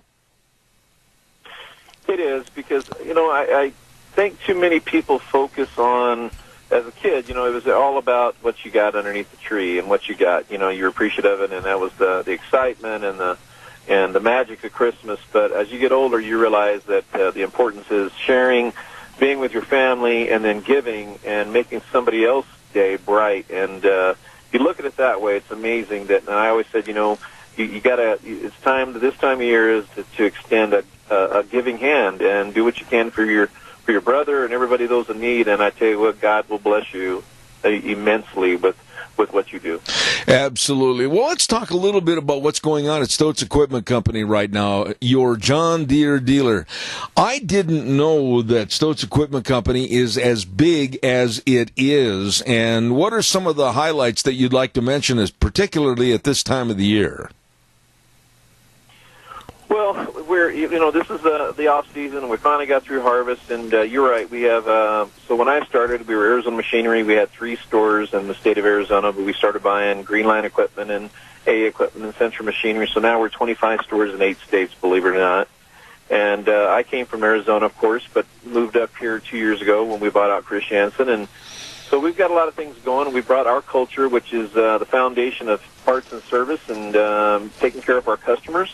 And then if you do that well, the customers will buy equipment from you. So that's our foundation, and it's a foundation of trust and helping our customers. That's the basics. It's pretty simple, but it works. I would have met. Right now, the biggest thing we have is we have a lot of winter inspections going on, and we try to get the equipment in to give back to our customers, to bring them in so they're ready for come spring, and helps us keep our techs and our parts people busy, because they're not out plowing, they're not out doing any work. So we try to give our customers a reason to bring them in, and we check them out, and when they're ready to go to work on spring day, they hit that key and it's ready to go. I would imagine, too, that right now, right this very day in the wintertime is a great time for those that are maybe the weekend farmer, or those that have a small horse operation, or whatever the case might be, where they need one of those compact tractors. Oh, boy, they can call me, because I love my John Deere, and now's a great time to talk about that for the use in this upcoming spring. Absolutely. Well, we to the compacts we brought in, and we brought in our compacts and our gators and our mowers, and believe it or not, we sold like 40 compacts this year and probably a little over 100 lawnmowers. So everybody thinks that John Deere is just as ag, but we have a lot of different things, everything from a weed eater all the way up to the biggest combine or cotton picker that you need. I agree. Anything else you want to mention? I know you're on the road traveling this morning, and I don't want you to get picked up by the state police for not having both hands on the 10 and 2 position, but what else is cooking?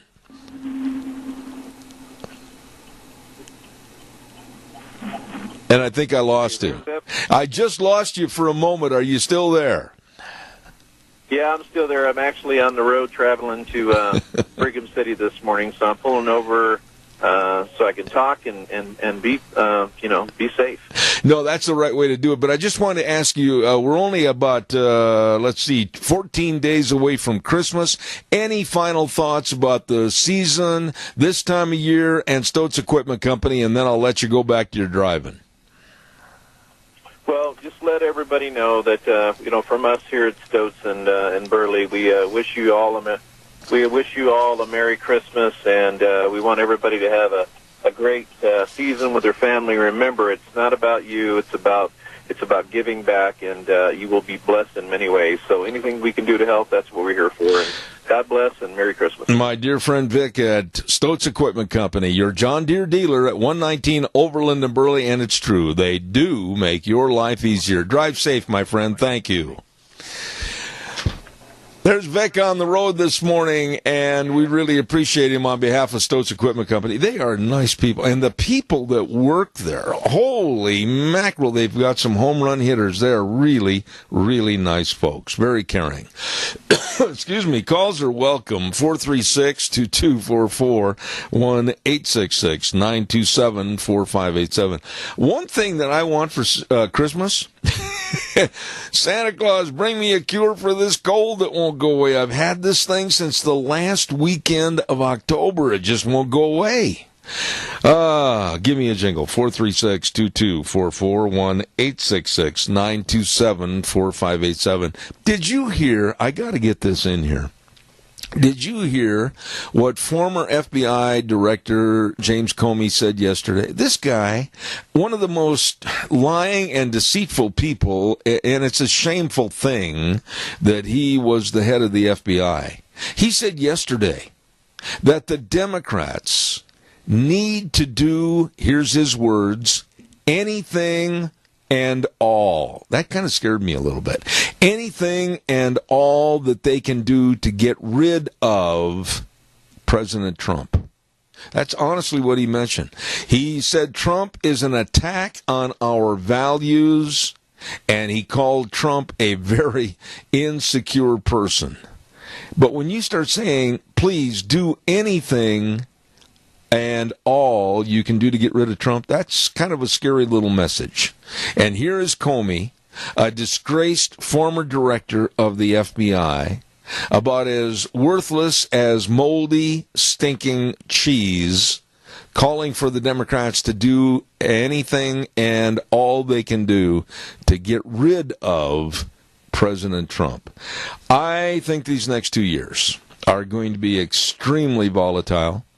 I think they're going to be extremely vicious, with attack dogs like Pelosi, Schumer, and that little weasel in California, Adam Schiff. It's going to be a mess. And it may be high time, if not past time, for the rest of us to stand up and say, that's enough. That is absolutely enough.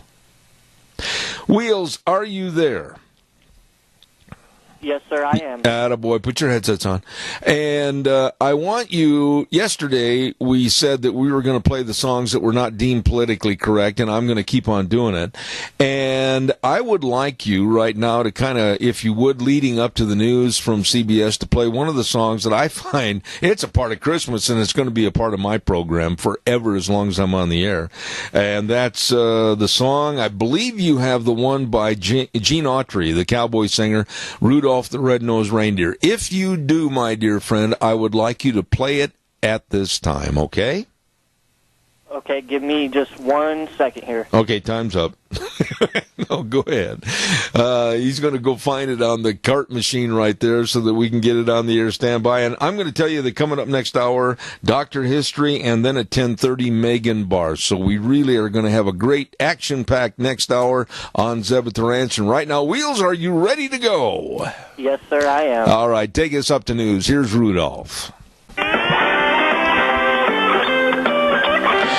Oh, my, here we go on a Tuesday. Zeb at the Ranch, good morning to you. Zeb at the Ranch brought to you by our major sponsor, your Magic Valley, Les Schwab Tire Centers, all 7 locations serving you. And don't forget some of our great advertisers like Burley Physical Therapy and Rehabilitation at 1263 Bennett Avenue, Suite 2 in Burley, helping you get back to being you.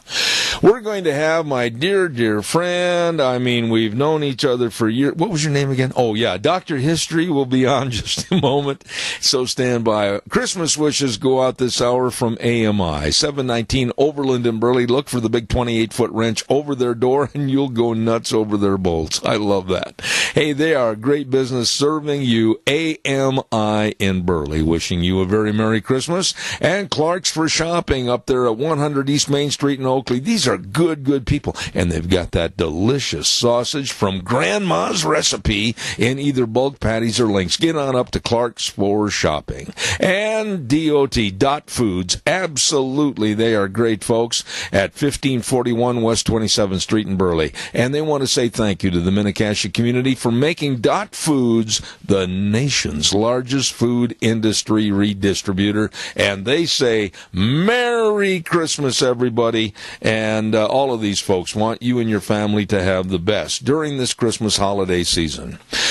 Here he is in all of his radiant glory, just got done feeding the reindeer, and he's in the studio, my friend, Dr. History. Good morning, Zeb. How are you? I'm good. A little cold out there, a little snow on the ground, but hey, it's winter. It's December. I am a little concerned, though. You didn't shop for my Christmas present yet? Oh, it's coming. It's coming. Maybe.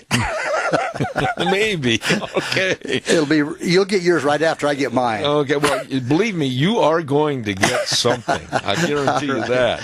Okay. What are we going to talk about? Well, we're going to talk about a ranching situation that's a little bit different than some of the other ranching situations we've talked about. Ken, hold it a minute. Do you see what we got here in the studio? Yeah, we got one fly. We got one fly in that's Cassia still County, alive. and it's here. It's here. It's visiting. Okay, go ahead. Now, I'm going to talk about a guy by the name of Granville Stewart, and I like this story because this comes from his journal, his writings. So it's, to me, these are the kind of stories that are really accurate as far as what really happened. And I just want to say something, folks. If you have not started or kept a journal, it's a good idea. Yeah. Because someday your kids, your grandkids are going to want to know about you. And so I always put it this way, who do you want to tell your story, you or somebody else? There you go. I'd encourage you folks just to, even if you only write in it once or twice or 3 times a year. So anyway, so this Granville Stewart, he was among the men who fought the odds to establish themselves in northern ranching.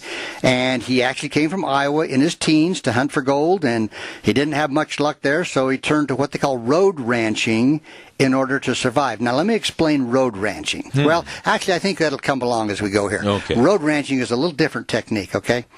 Now, he enjoyed the friendship of the men. He earned their respect. He was an excellent shot with a rifle, and he was pretty good at poker, but the one thing he never joined in their favorite pastime, drinking.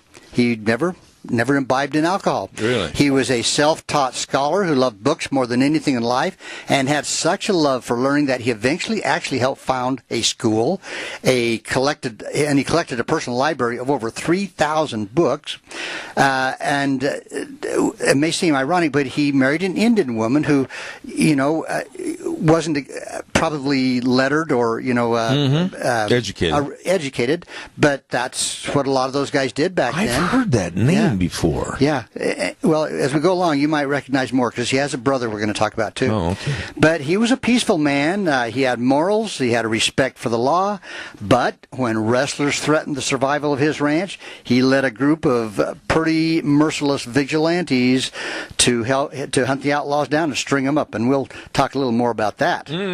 So Granville Stewart started his career in Montana as a road rancher and went on to tackle a bunch of different things on the western frontier. Prospector, horse trader, blacksmith, boomtown merchant, cattleman, civic leader, legislator, and through all this he made no fortune from ranching or any of his other things. He did a lot of stuff, but he never made any money. He didn't, and he died. So what else is new? Yeah. So he died at the age of 84 and was known as Mr. Montana. So let's go back to the beginning, okay? 1852, at the age of 17, Granville Stewart and his brother James, who was 20, they left the farmlands of Iowa for the gold fields of California. After 5 years of prospecting that brought them really nothing, they decided to go home for a visit. Well, so now it's the summer of 1857. They started east with 9 other men for companionship as well as for protection.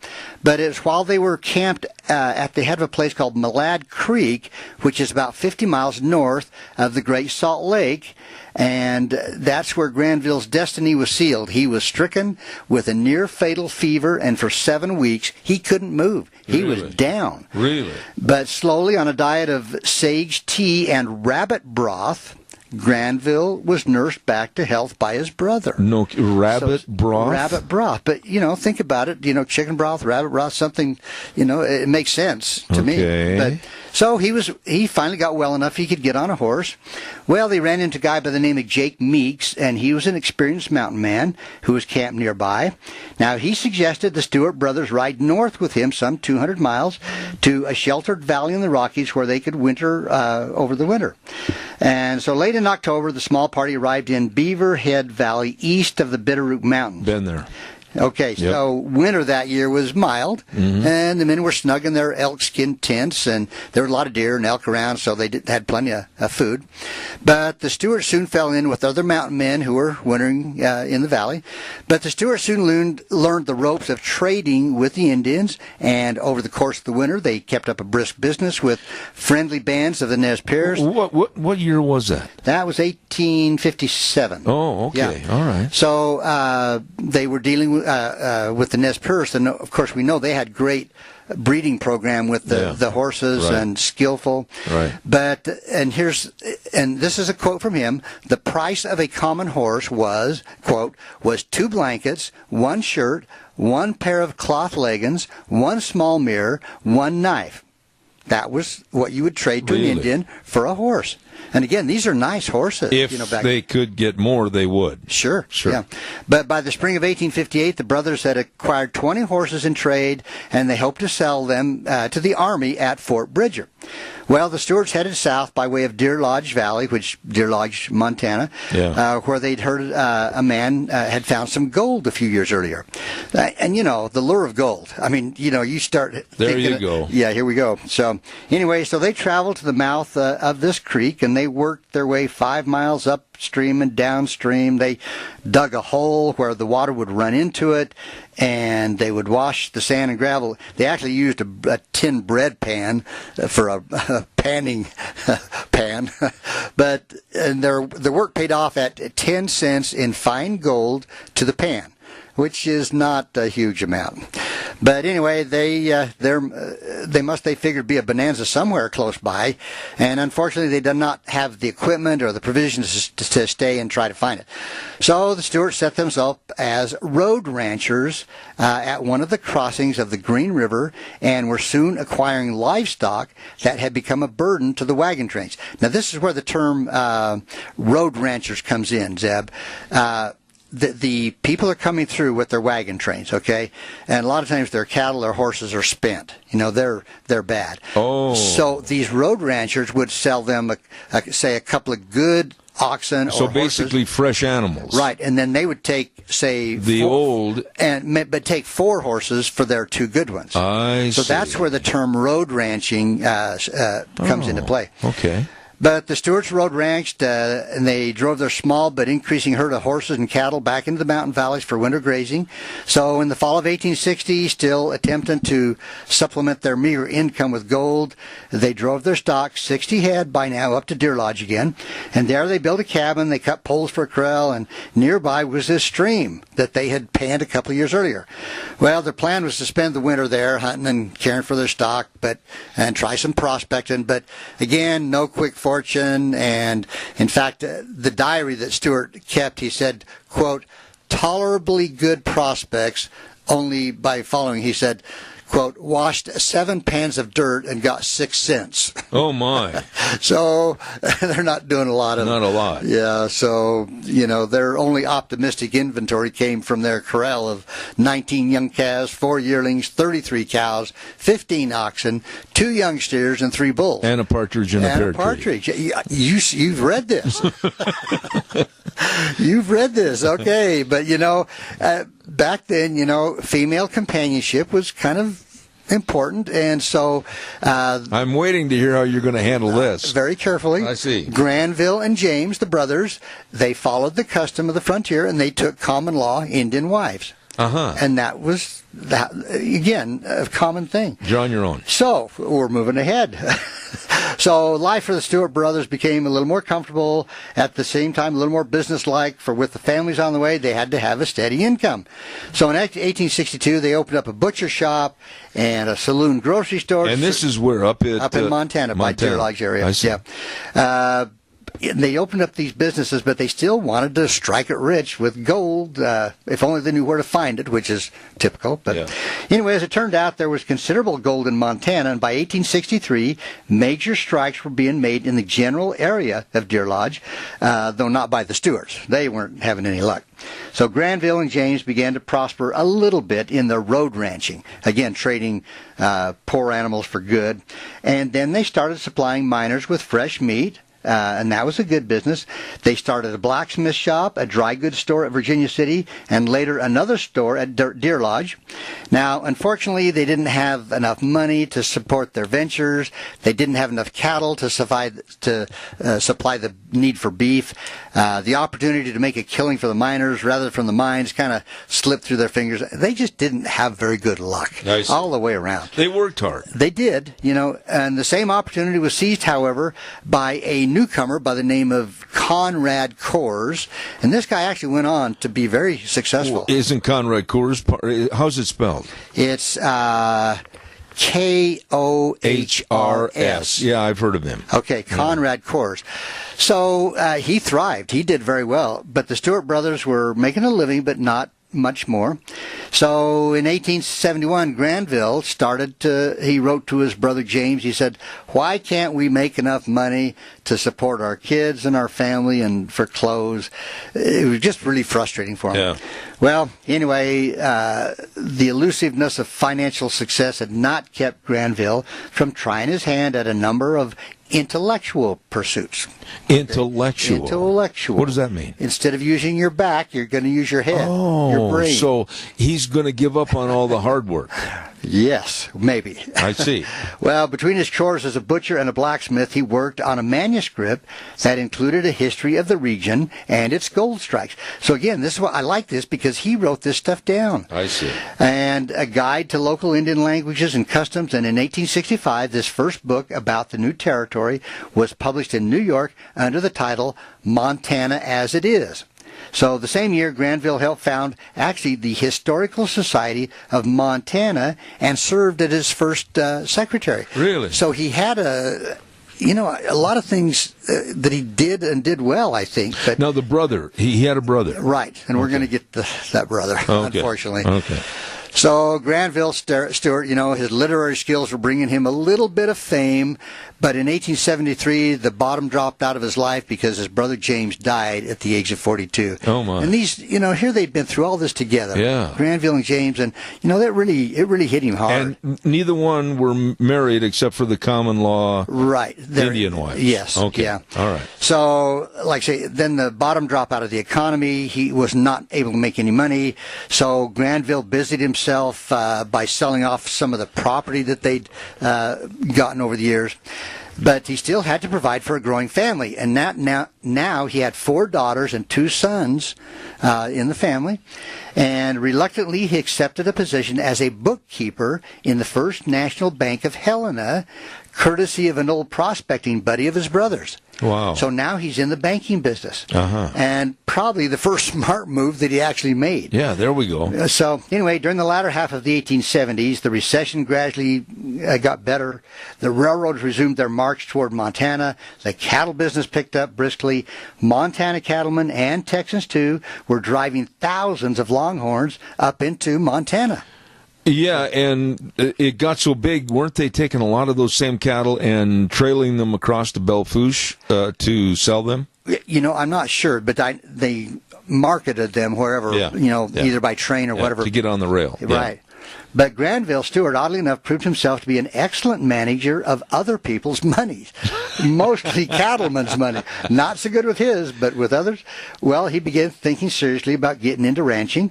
So Stewart formed a ranching partnership with a guy by the name of Andrew Davis, and this guy was a wealthy miner and banker from Butte, Montana. I see. And because of his ranching experience, Stewart was appointed superintendent and general manager of this new ranching operations.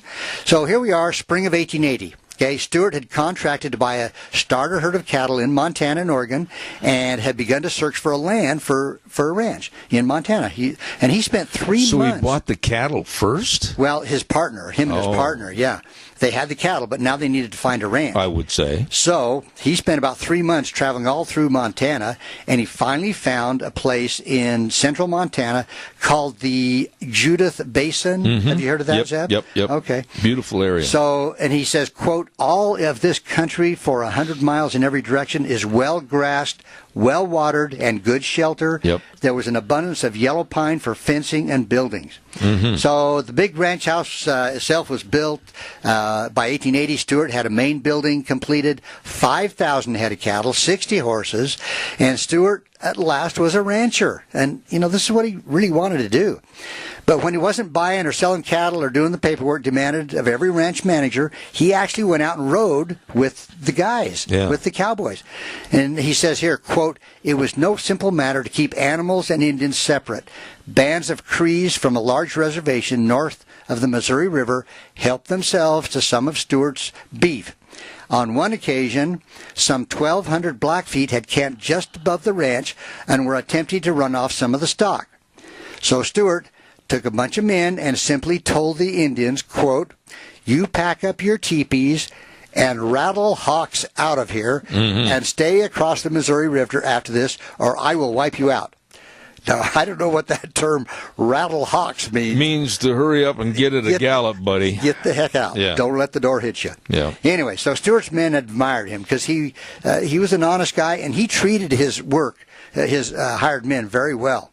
And there was a few Indian raids, but anyway, Stewart was finally making good. Under his management, the herd grew to 12,000. Now, here's a little difference, Zeb. Instead of the stringy Texas Longhorns, they had the fat Shorthorn stock from Idaho and Oregon.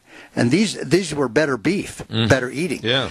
So I've never eaten the Longhorn, but I have. Have you? Yeah, many times. Not too bad. Many times. So anyway, he had these thoroughbred bulls, and as was customary in that time, they'd had their roundup. Okay. So even for Stewart, this was a sight to witness. I mean, a big spring roundup. They would have a dance the night before. There would be a lot of gathering of the ladies and the kids and the men. A big horse herd would be driven in. They'd pick out their horses, and each outfit would contribute men and horses. You'd have like 60 or 70 guys all gathering together to go out and gather up from the different ranches. And actually, and I didn't know this, but the ladies would often ride out to the first corral to watch the branding and stay for lunch at the chuck wagon. Really? So it was really a social event. Family deal. Yeah. Yeah. Yeah. But on the range, Stewart wrote, he said the work was hard and fast. The cattle had to be branded. They'd be cut out. They'd, be roped and wrestled to the ground, branded. Dust, heat, smell of singed hair. I mean, you can just smell that, can't you? Just like Lonesome Dove. Yeah, yeah. So anyway, it took them 4 to 6 weeks to complete the process of identifying the several herds, driving them to their home ranges, and as soon as this was done, of course, then there was other work. They had to put up hay for the winter, get the corrals in shape, get the horses gathered up, and in the fall, there was another roundup of calves, which usually required another 3 or 4 weeks. Right. Well, late in 1883, Stewart and his trail drivers drove a consignment of beef southwest 120 miles to the rail station. So Stewart recalled this. He said, quote, "And it required eternal vigilance to keep them from stampeding and running all the fat off." And, when a cow runs, they're going to lose some of the fat. Yep. And that was always a danger. So here's what he said. "It happened on a dark, sleet-driven night. After the trail drivers had settled the herd as best they could, Stewart lay down. He bedded down. Then at about 11 o'clock, something spooked the herd. Uh-oh, look out. Instantly, every animal was on its feet, and also in an instant, every man was in the saddle after them. Yeah. The night was pitch dark. There was nothing to guide us, he said. They must be stopped, and the only way to do it was to get ahead of them and turn the leaders so that the herd could move in a circle. Start them milling in a circle. Milling in a circle, right? Yep. I've ridden horses a lot of times, Deb, but I've never done it on a dead run in pitch black. Not a occasion that you would welcome. No.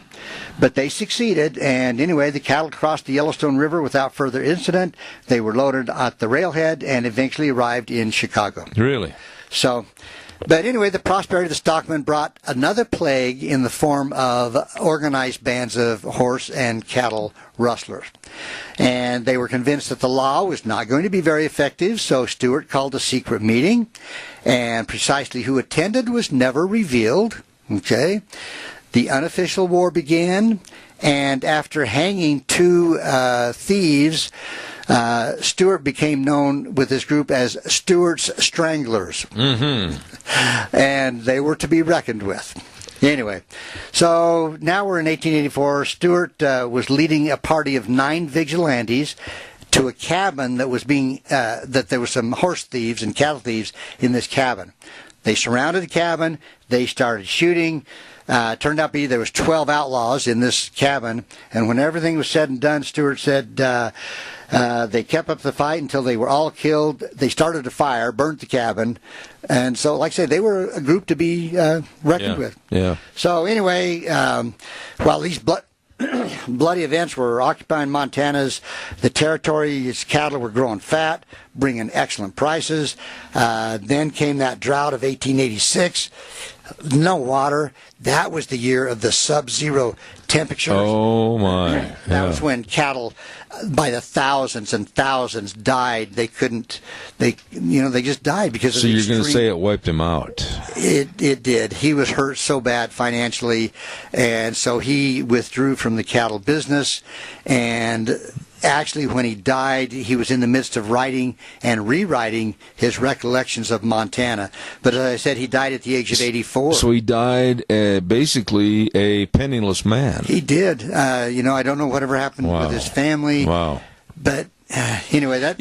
while you were going through the story about him, didn't you, when you read it for the first time, draw the correlation of how the movie and the story of the Virginian and Lonesome Dove and Tom Horn all played into some of the sequences you were talking about? Yeah, and this was right during those time periods. Because like the Virginian, they went out and they caught anybody that was a rustler and strung them up. Yeah. And the best friend of the Virginian in the novel, Trampas, was one of the guys they strung up. Oh. Yeah. And it brought to mind what's happening here. Yeah. I look at this guy's life and I think, you did a lot of things, a lot of good things, and you might have strung up a few guys, but maybe they needed it. Yeah. But the fact that he kept a record of everything to me, is priceless, and that's why I encourage people, keep a journal, write things down. I wish I had more of my grandparents and great-grandparents' stories. Oh, I do too. I really do. Hey, I'm out of time. I know you are. I've got to run, but that was good. Thank you, Granville Stewart. Yes. Okay, I'll remember that. Thank you. You bet. Dr. History on the program with us this morning, as he is every Tuesday at 10:06. Don't forget another segment we have on Zeb at the Ranch on Thursdays, Cache County School Days, brought to you at 10:10 on Thursdays by A Child's World at 1308 Overland in Burley. Don't forget all the clothing, all the books, all the toys, all the puzzles, everything for Christmas giving. Yes, stop in and they gift wrap for free. And they've got all the Cherokee scrubs and the shoes, everything at A Child's World, 1308 Overland in Burley. We're going to send it back over to our main studios right now. We'll be back in about 3 minutes.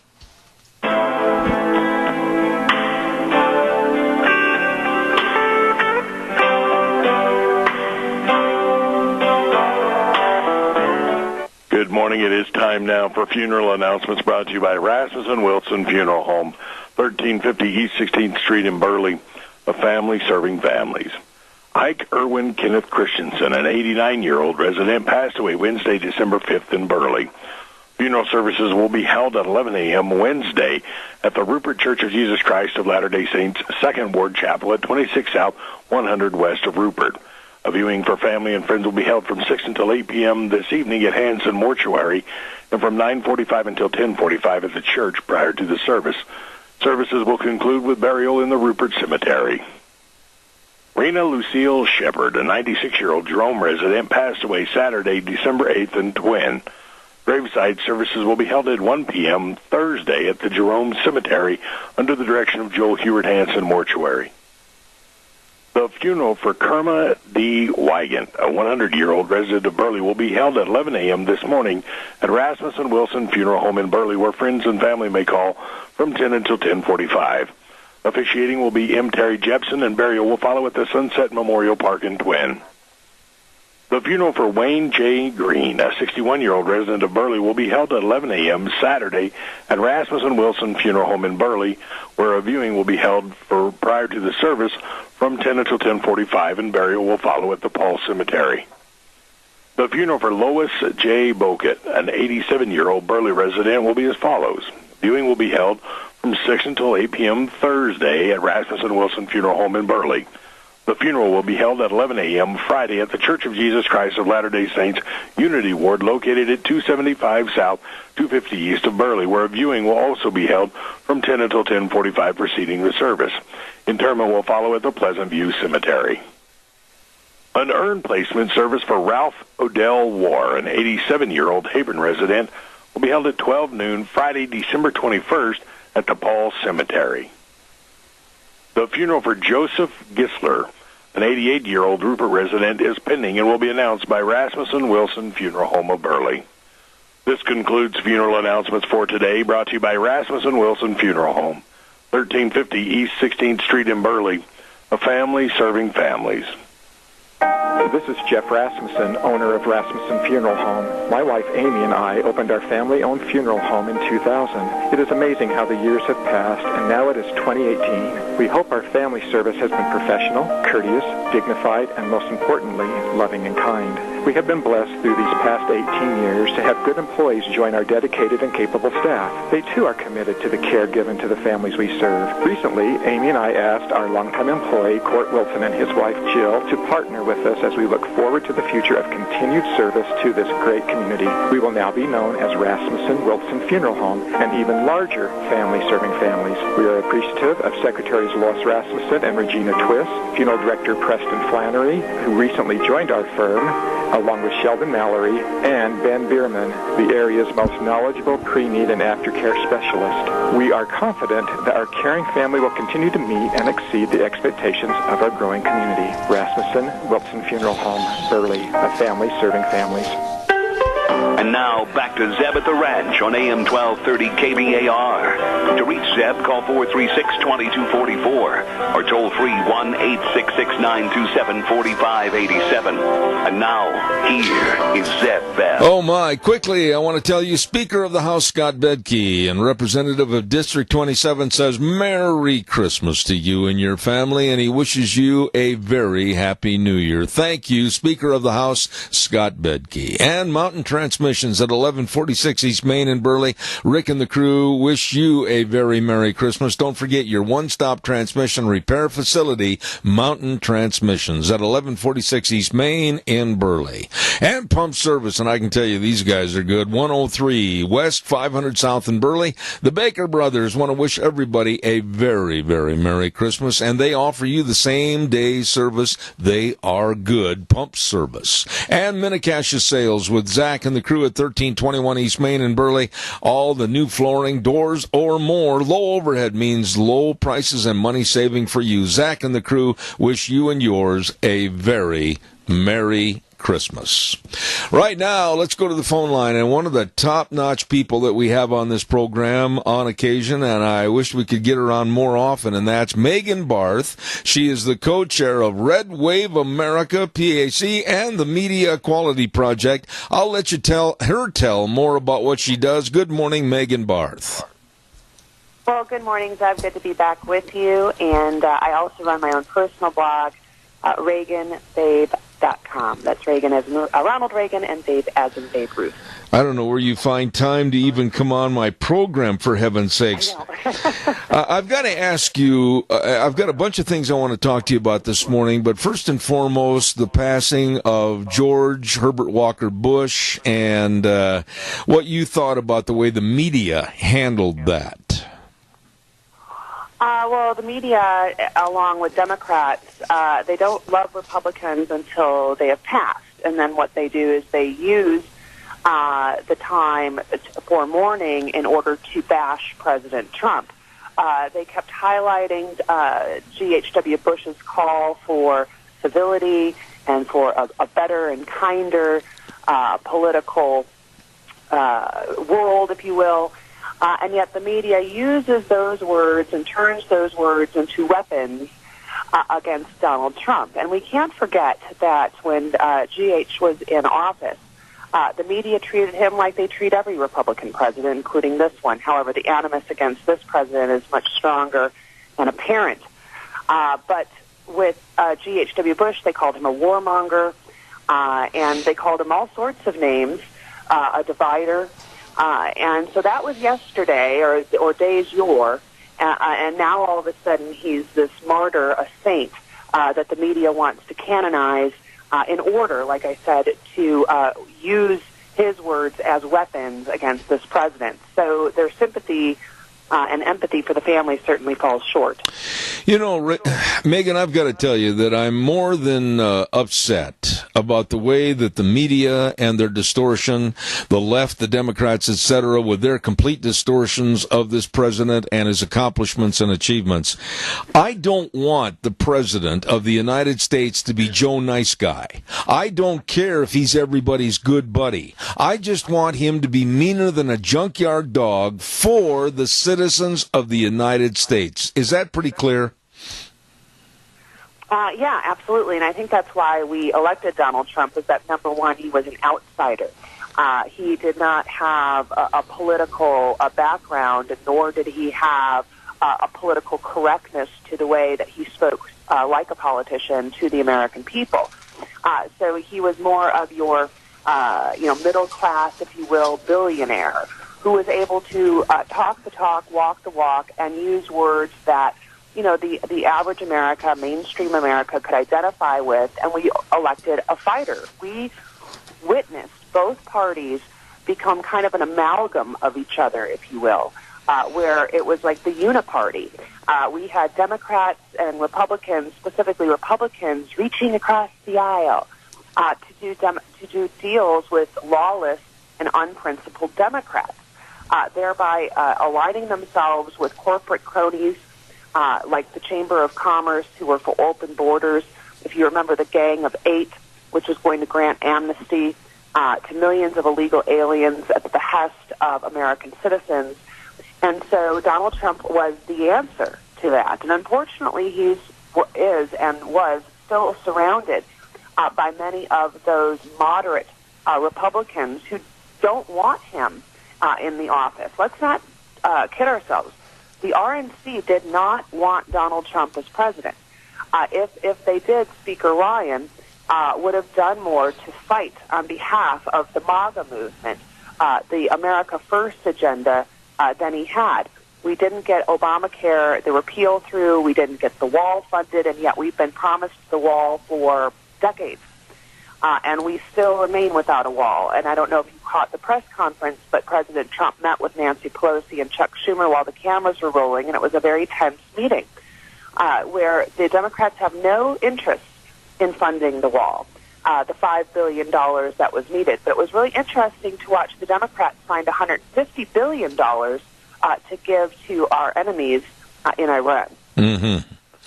You know, Megan, I've got to ask you this, and I'm sure you probably saw and heard the quote by former FBI Director James Comey when he came out and said the Democrats need to do anything and all they can to get rid of President Trump. That anything and all statement gave me kind of a chilling feeling. What did you think about Comey and his statement to the Democrats to get rid of Trump? Well, his partisanship certainly wasn't born overnight.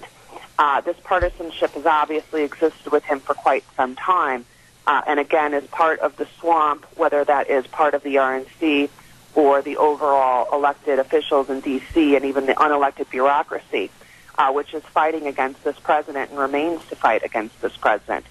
I thought it was interesting that his lawyer a while ago had said that James Comey has a photographic memory. Well, he forgot to add the word selective, because in James Comey's testimony, he said he did not know, he did not recall, he did not remember 245 times. That is not reflective of a photographic memory. He doesn't seem to remember anything related to the dossier or those involved, even Bruce Orr, who worked in the DOJ alongside James Comey, supposedly didn't know Bruce Orr, even though Bruce Orr was kind of the conduit, if you will, between Fusion GPS, Christopher Steele, and the FBI. And so James Comey is nothing but a political partisan hack, and he proved himself quite clearly in that statement to the press yesterday. And when he says Democrats need to do anything and everything to win, that includes stealing elections, ballot harvesting. Now, ballot harvesting in California is legal. It's not legal anywhere else. But that is just what I would consider a dress rehearsal of what we can expect in the 2020 elections, where the election won't be decided on Election Day. It'll be decided weeks later, especially when all of these mysterious ballots, whether they're through harvesting or they're found or they're provisional or they're filled out or they're destroyed, come from Broward or come from Arizona or come from Georgia or any other state that the Democrats are trying to take over in order to take control, and I mean control for eternity, because once they flip these red states blue, there's no going back.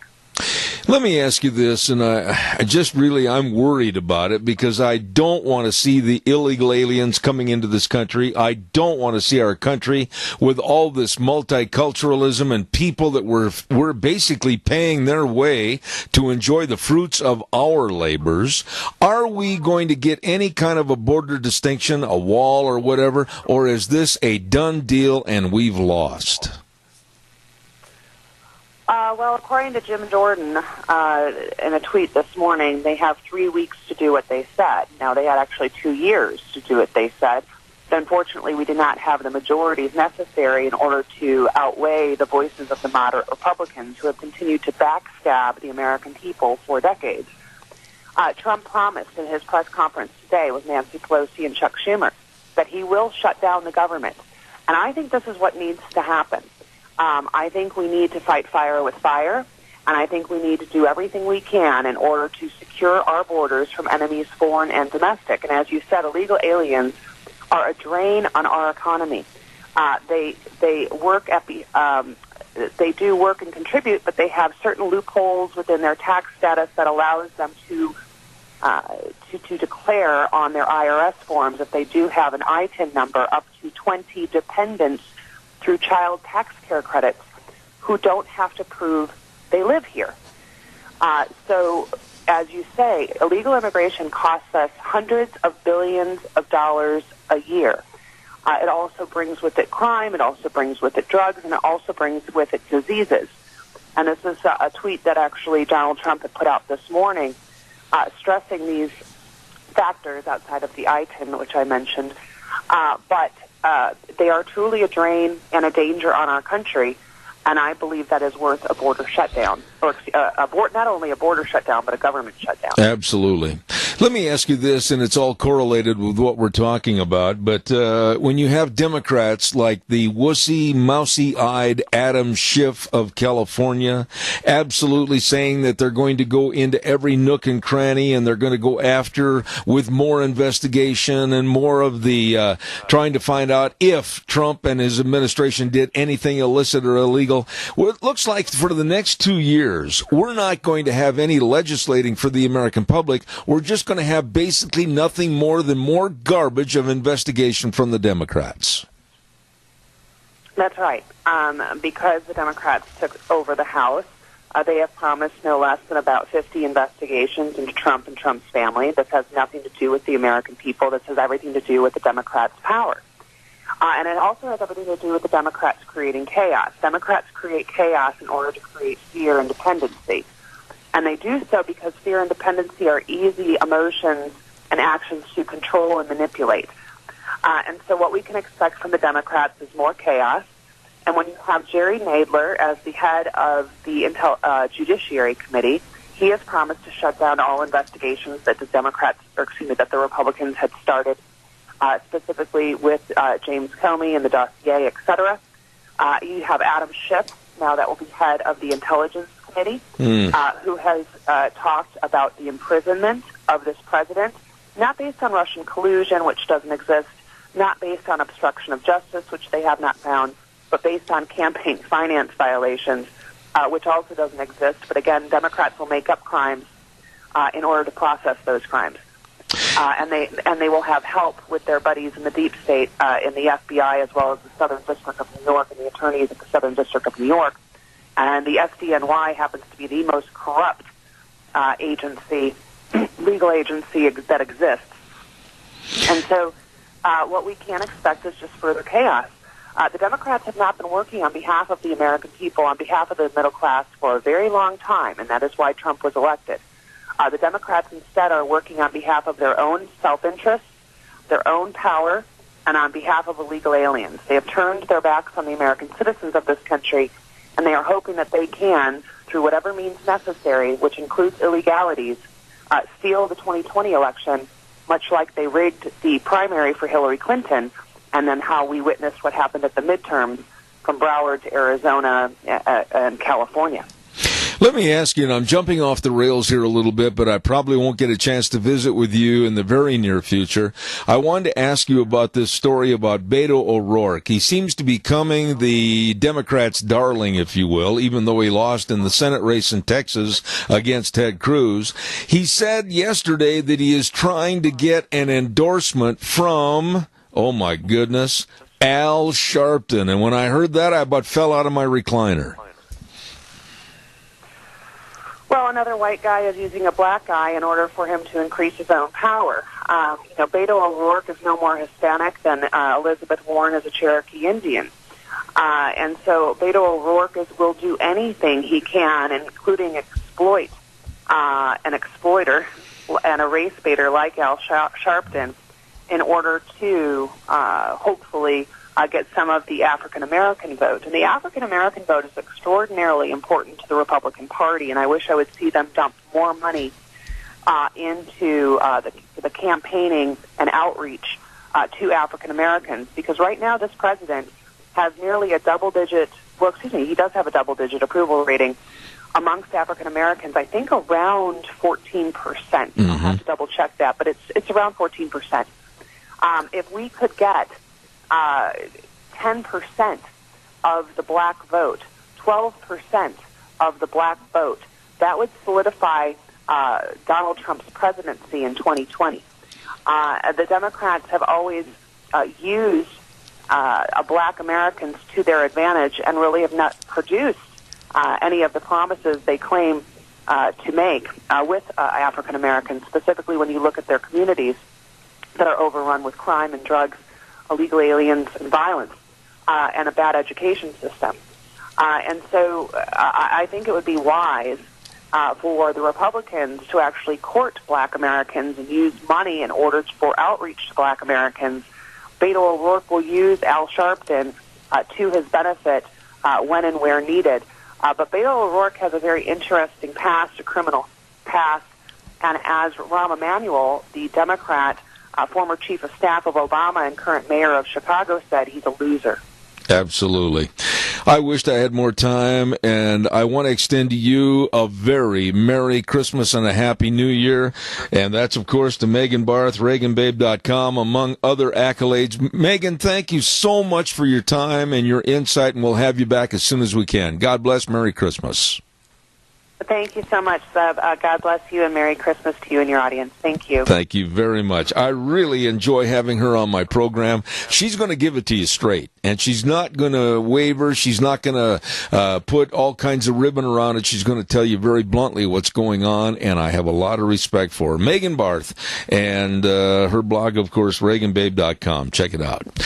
We better get a weather forecast on here. Somebody's trying to call me on my cell phone, and I can't answer that right now.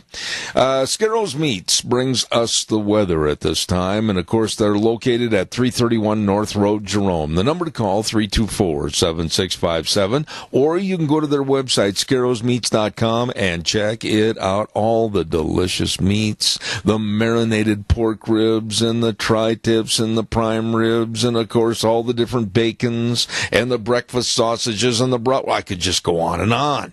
Delicious, delicious meats from Scarro's Meats in Jerome. That number again, 324-7657. Right now, here's Gina with the forecast. Here's a look at your weather forecast on AM 1230 KVAR. Today is going to be nice. Tonight, not so much. Looking at mostly sunny skies, expecting a high of 33. Winds out of the west, right around 10 miles an hour tonight. More snow showers are likely. New snow accumulations of about an inch possible. Mostly cloudy skies, expecting a low of 28. And winds out of the south, right around 13 miles an hour. Gusts as high as 21 miles an hour. For tomorrow, more snow is likely. Areas of blowing snow as well. Going to be cloudy skies. Gusts as high as 46 miles an hour. Chance of new snow accumulations of less than a half an inch possible. We are expecting a high of 35. Then for tomorrow night, areas of snow and blowing snow, partly cloudy skies, and a low of 21.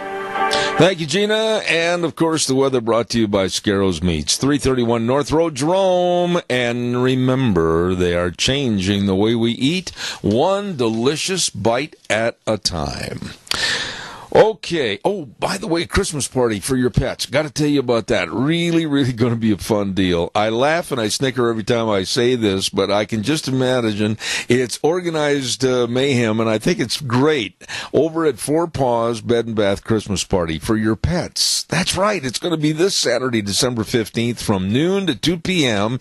at 370 West 200 South of Rupert. And you can bring your pets to the Christmas party at Four Paws and get a free picture with Santa Claus and all the elves, and there's going to be free food for everybody, and you can spin the wheel to win prizes. I think Kathy and the crew over there have hit a home run with this. They've had it for quite a few years. It's Four Paws Christmas Party this coming Saturday from 12 to 2 at 370 West 200 South of Rupert. Number to call for more information is 438-4444.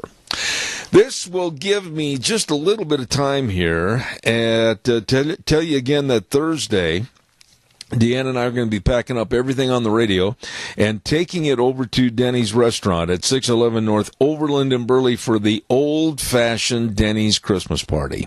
Now, we've done this. I think this is year number 5, and it's going to be this Thursday at Denny's restaurant, 611 North Overland in Burley, and we're going to have Christmas carols, lots of singing, lots of music with Ashley Ludlow. She's going to be providing the music, and we're looking forward to that. We're going to have a lot of prizes to give away to you. Santa Claus is going to be there, and we're going to have the loot in the boot to where we're asking you to maybe chip in a few quarters and dimes and dollars and everything to help needy families around the area at Christmas time. And this is all going to be on the remote broadcast that I'm going to have over there at Denny's restaurant from 8 to 11.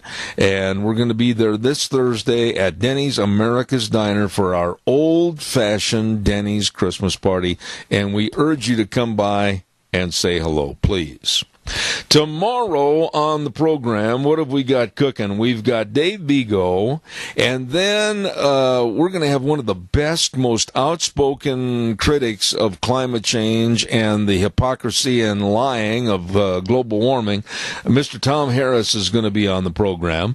And then we're going to have the Fish and Game Report at 10:06 tomorrow with Craig White. He's going to be our man tomorrow representing the Fish and Game, so don't miss that.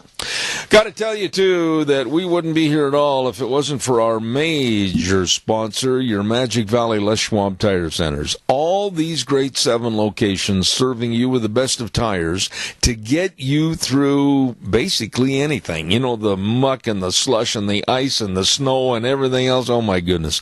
They've got all the traction tires, all the different tread designs for your cars, pickups, and SUVs. All you need to do is just stop in and say, what do I need? What do I need? And they'll find the right tire and the right tread design for you. And then don't forget, too, they've got the very best of brake service, front end alignment, shocks and struts, batteries, all of this and more with Lane and Rupert, Dave on Blue Lakes and Twin, Mike and Buell, Mike and Jerome, the Twist family and Paul, Daniel on Poline in Twin Falls, and my buddy Randy on Overland in Burley. Yep, the best. Your Magic Valley Les Schwab Tire Centers. Absolutely.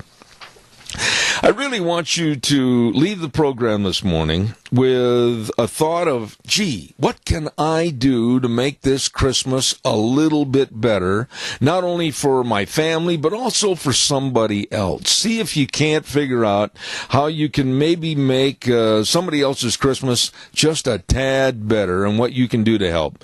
I'm looking forward to the Christmas season. I'm especially looking forward to being over at Denny's on Thursday and visit with a lot of you good folks. So don't miss that and try to come by and see us. Every week we publish a blog called Cow Pies and Coffee Cups, and if you'd like to subscribe, be sure and go to my web site, zebbell.com, and give us your address. We'll mail it to you. We always end the program every day by saying the way things were are the way things ought to be, and that the world needs more cowboys. So we'll say until tomorrow morning at 8:06, my itty-bitty buddy over at the studio wheels is going to take you up to news time. We'll see you tomorrow morning. God bless. Be careful out there.